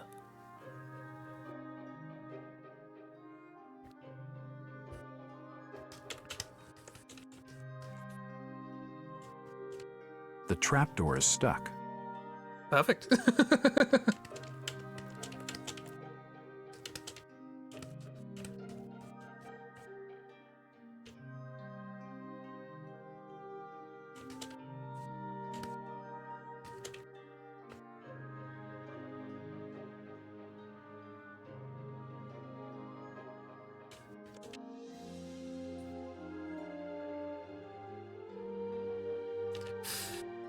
And who should come to greet them but those mischievous little troublemakers, frickin' frack. They're like, aha, they fell for it. You fools! They speak like this now.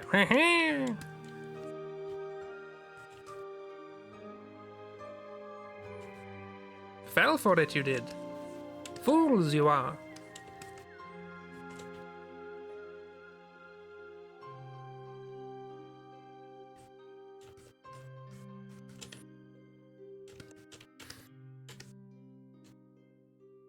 And James just goes, oh, brilliant, fantastic, frickin' frack, marvelous. We're here. I brought the princess back to the castle, safe and sound. Life's all good. Tell the queen that we're here. And frickin' frack go, yeah, it doesn't work like that. You're going to prison for kidnapping the princess. Is that what? Also, you, toothy boy. I made that better. And the princess is like, "What? Can I go chat with my mother?" And they're like, it's not that simple. You're also under arrest for stealing the precious jewel of the kingdom.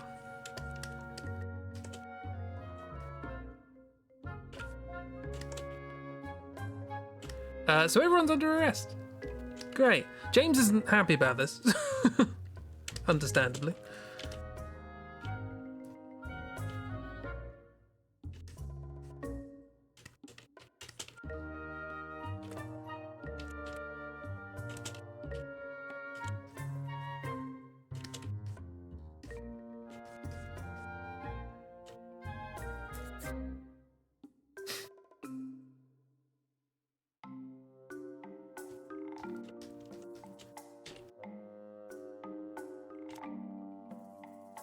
That's a little too big there, frack.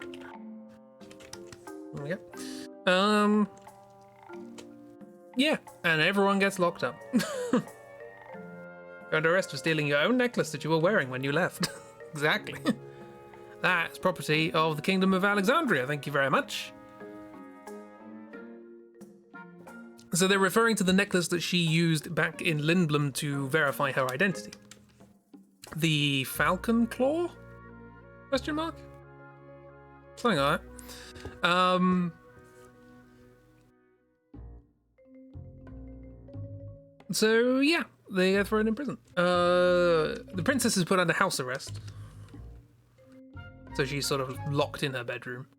However, I will just draw before we finish. The method of imprisonment that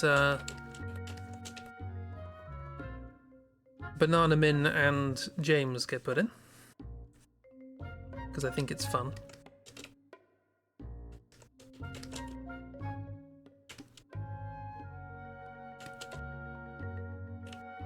Your king is a parasite, Bethany. I'll make sure you infect this family no more.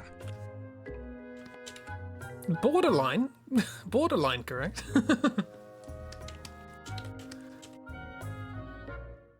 Been a while since we heard that one. That is an accent. That's several accents. That's why I put it in there.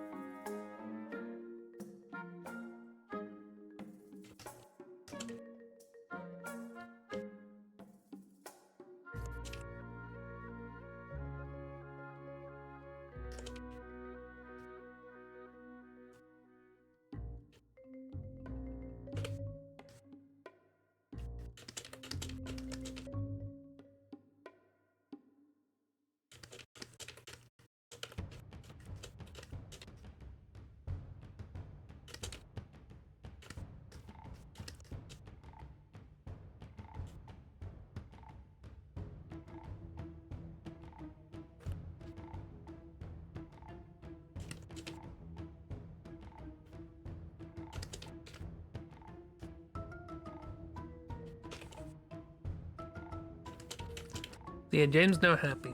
No, not a cheerful soul.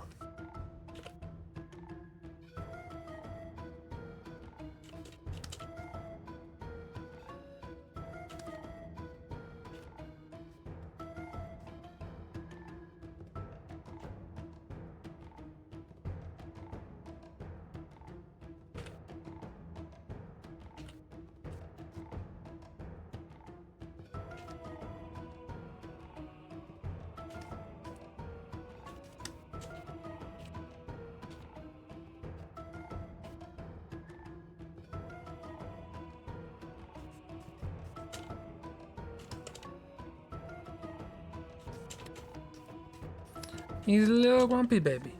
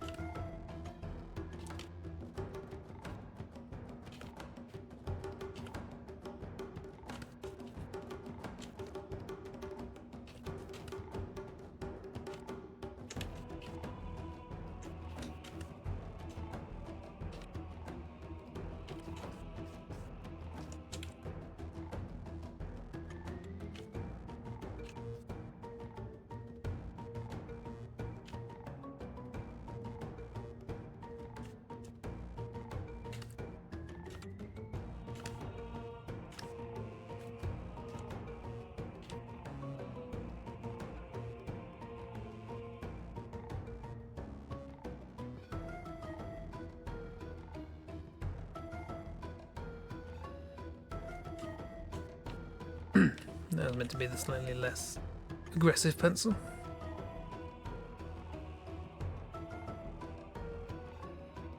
So yeah, they're just sort of in a cage dangling over a hole. Just a big old bird cage.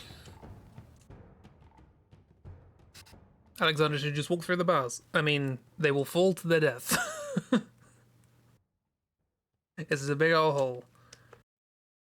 Just as reference.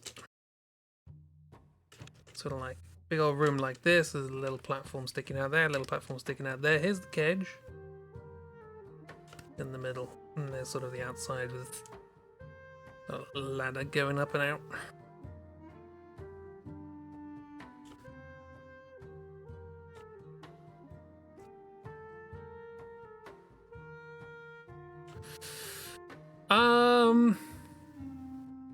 Do you know what? I don't think this is I'm not sure if this is mentioned yet, but there's also no real reason it can't be mentioned yet. So I'm just going to up the stakes for the cliffhanger of the end of this particular section and say that the punishment for both kidnapping the princess and the treason of stealing the crown jewels is execution. So yeah, they're all going to be killed, including the princess. Rip.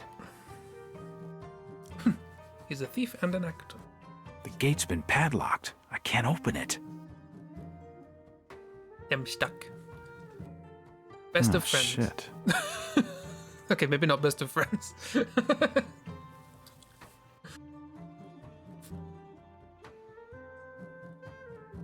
I'm sorry. I won't assume you're friends again.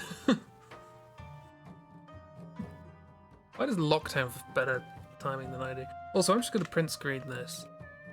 Because I zoomed in. When you click off Discord, it pauses whatever GIF is playing. I just want to.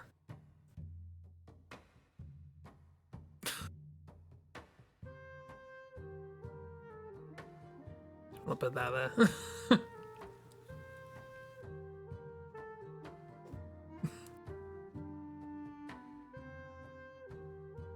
Oh, this is one time we're not gonna die here. Yeah.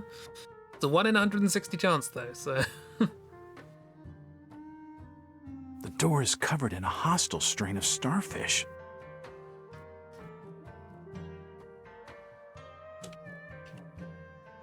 I won't be able to open it.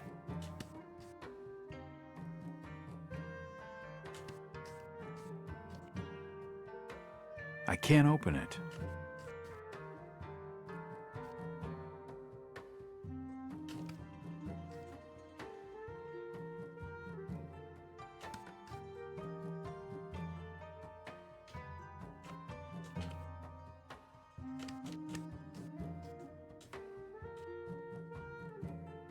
I'm now imagining that underneath this sort of big pit thing is like the sea, and they just occasionally dip them in. It's the hostile strain of starfish. It's frozen. I can't open it.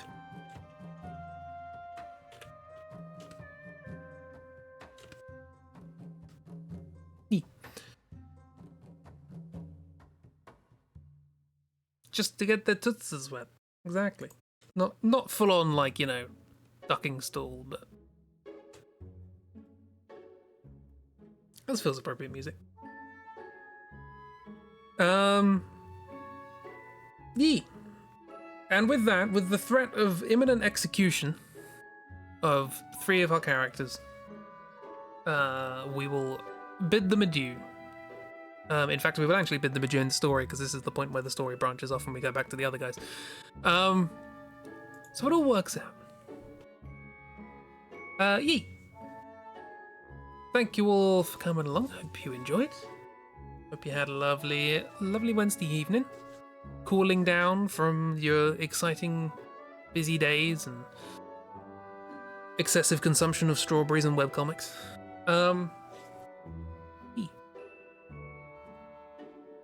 Hope it was chill. Hope it was nice. Tomorrow, we're going to do some doodling in the morning. I don't know what yet, but something. You're fine. Yeah, we're going to do some doodling in the morning. I didn't do it on Tuesday. It seems pretty roughly that my brain only really wants to do one morning doodle stream a week, because I keep cancelling one of them. It's a different one each time, but you're on holiday, you're allowed. Yee. What's holiday for if not significant excess? So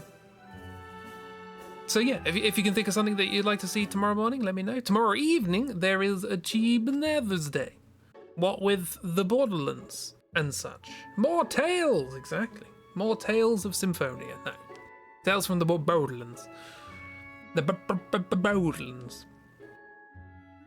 We explore the wonders of the MacGuffin of MacGuffins. We get to meet the child. I don't really know what that means. There's an orb. An orb has been added to the story. There was a child. We'll find out. We will learn tomorrow on Chibi Nether's Day.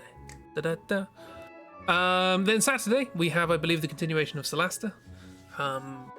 Although maybe Remnant will be fixed by then. I don't know. We'll see.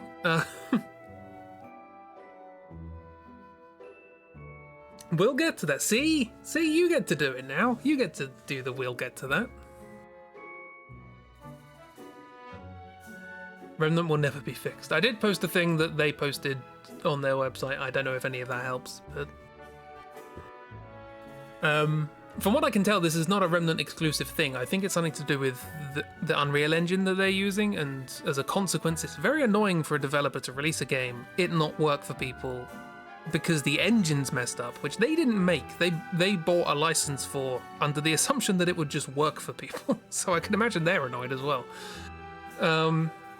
They paid to use that, and now people can't use it. What? That's not fair. Blame Epic. Everyone blame Epic. Hopefully they can find something.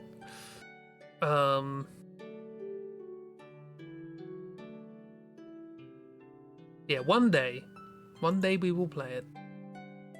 I'm waiting. I'm not playing anything else still. I'm not playing it. Everything about all the fixes is download this, download that, up to Windows every day till you die, at least 7 times a day. The one that I posted did seem specific, rather than just generally update stuff. Not downloading stuff if you don't know what it does. That's fair. That's reasonable.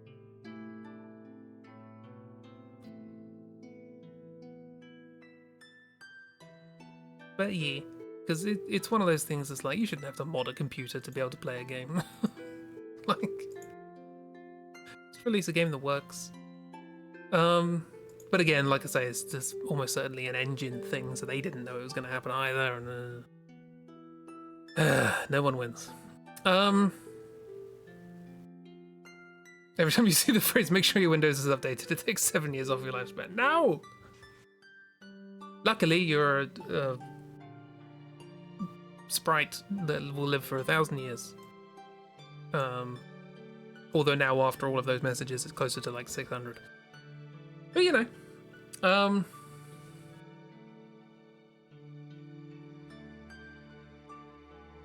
Yeah, hopefully, at some point.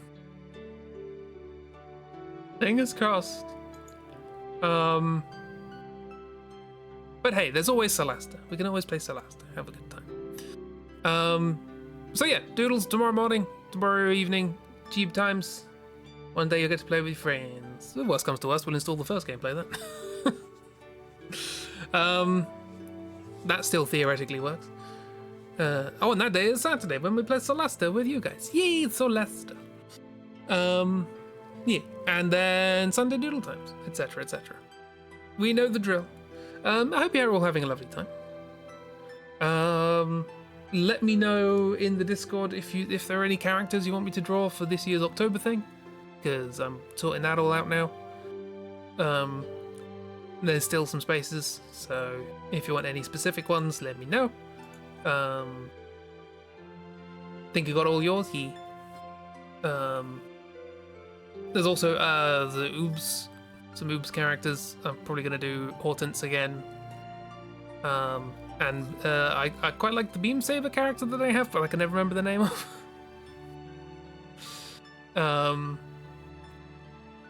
But yeah, if there's anything else, let's Reading, Cuthbert, and Jupiter to the list as well. They're on there. They're there as a pair. Portia, that's the name. E. Portia. Good. I will probably also do non-Hell Cuthbert, so I'm going to assume Jupiter looks pretty similar non-Hell. I'll ask if I need outfit references. Depends on the style, obviously. The man, the myth, the legend, your child. Cool, I will make a note of the names so that I don't forget. Also, miss, I need the names of your tieflings. I think one of them's called Rose, not sure.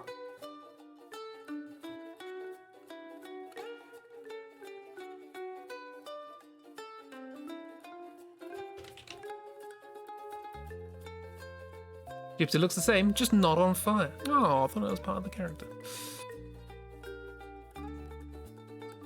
Ball!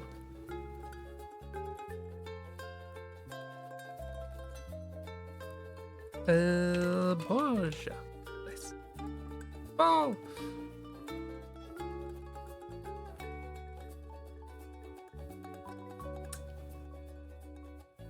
So we're to say thing 1 and thing 2. Briar and Rose, fantastic. Also, I may bug people for references. But that'll come eventually. Okay, I think everyone actually has a name now on this, so that's good. But yeah, if you have any other characters, let me know. I'll see what I can do, squeeze people in. Yeah. How many days are in October? 31, right? Cool, so that's 32 pictures with the introductory one. Nice, fantastic, grand, life's good. I'm gonna stop talking now so that you can all go and enjoy life. Because I don't know what you're doing here. I doubt its enjoyment. Have a lovely time, everybody. Enjoy yourselves, and I'll see you around. Goodbye.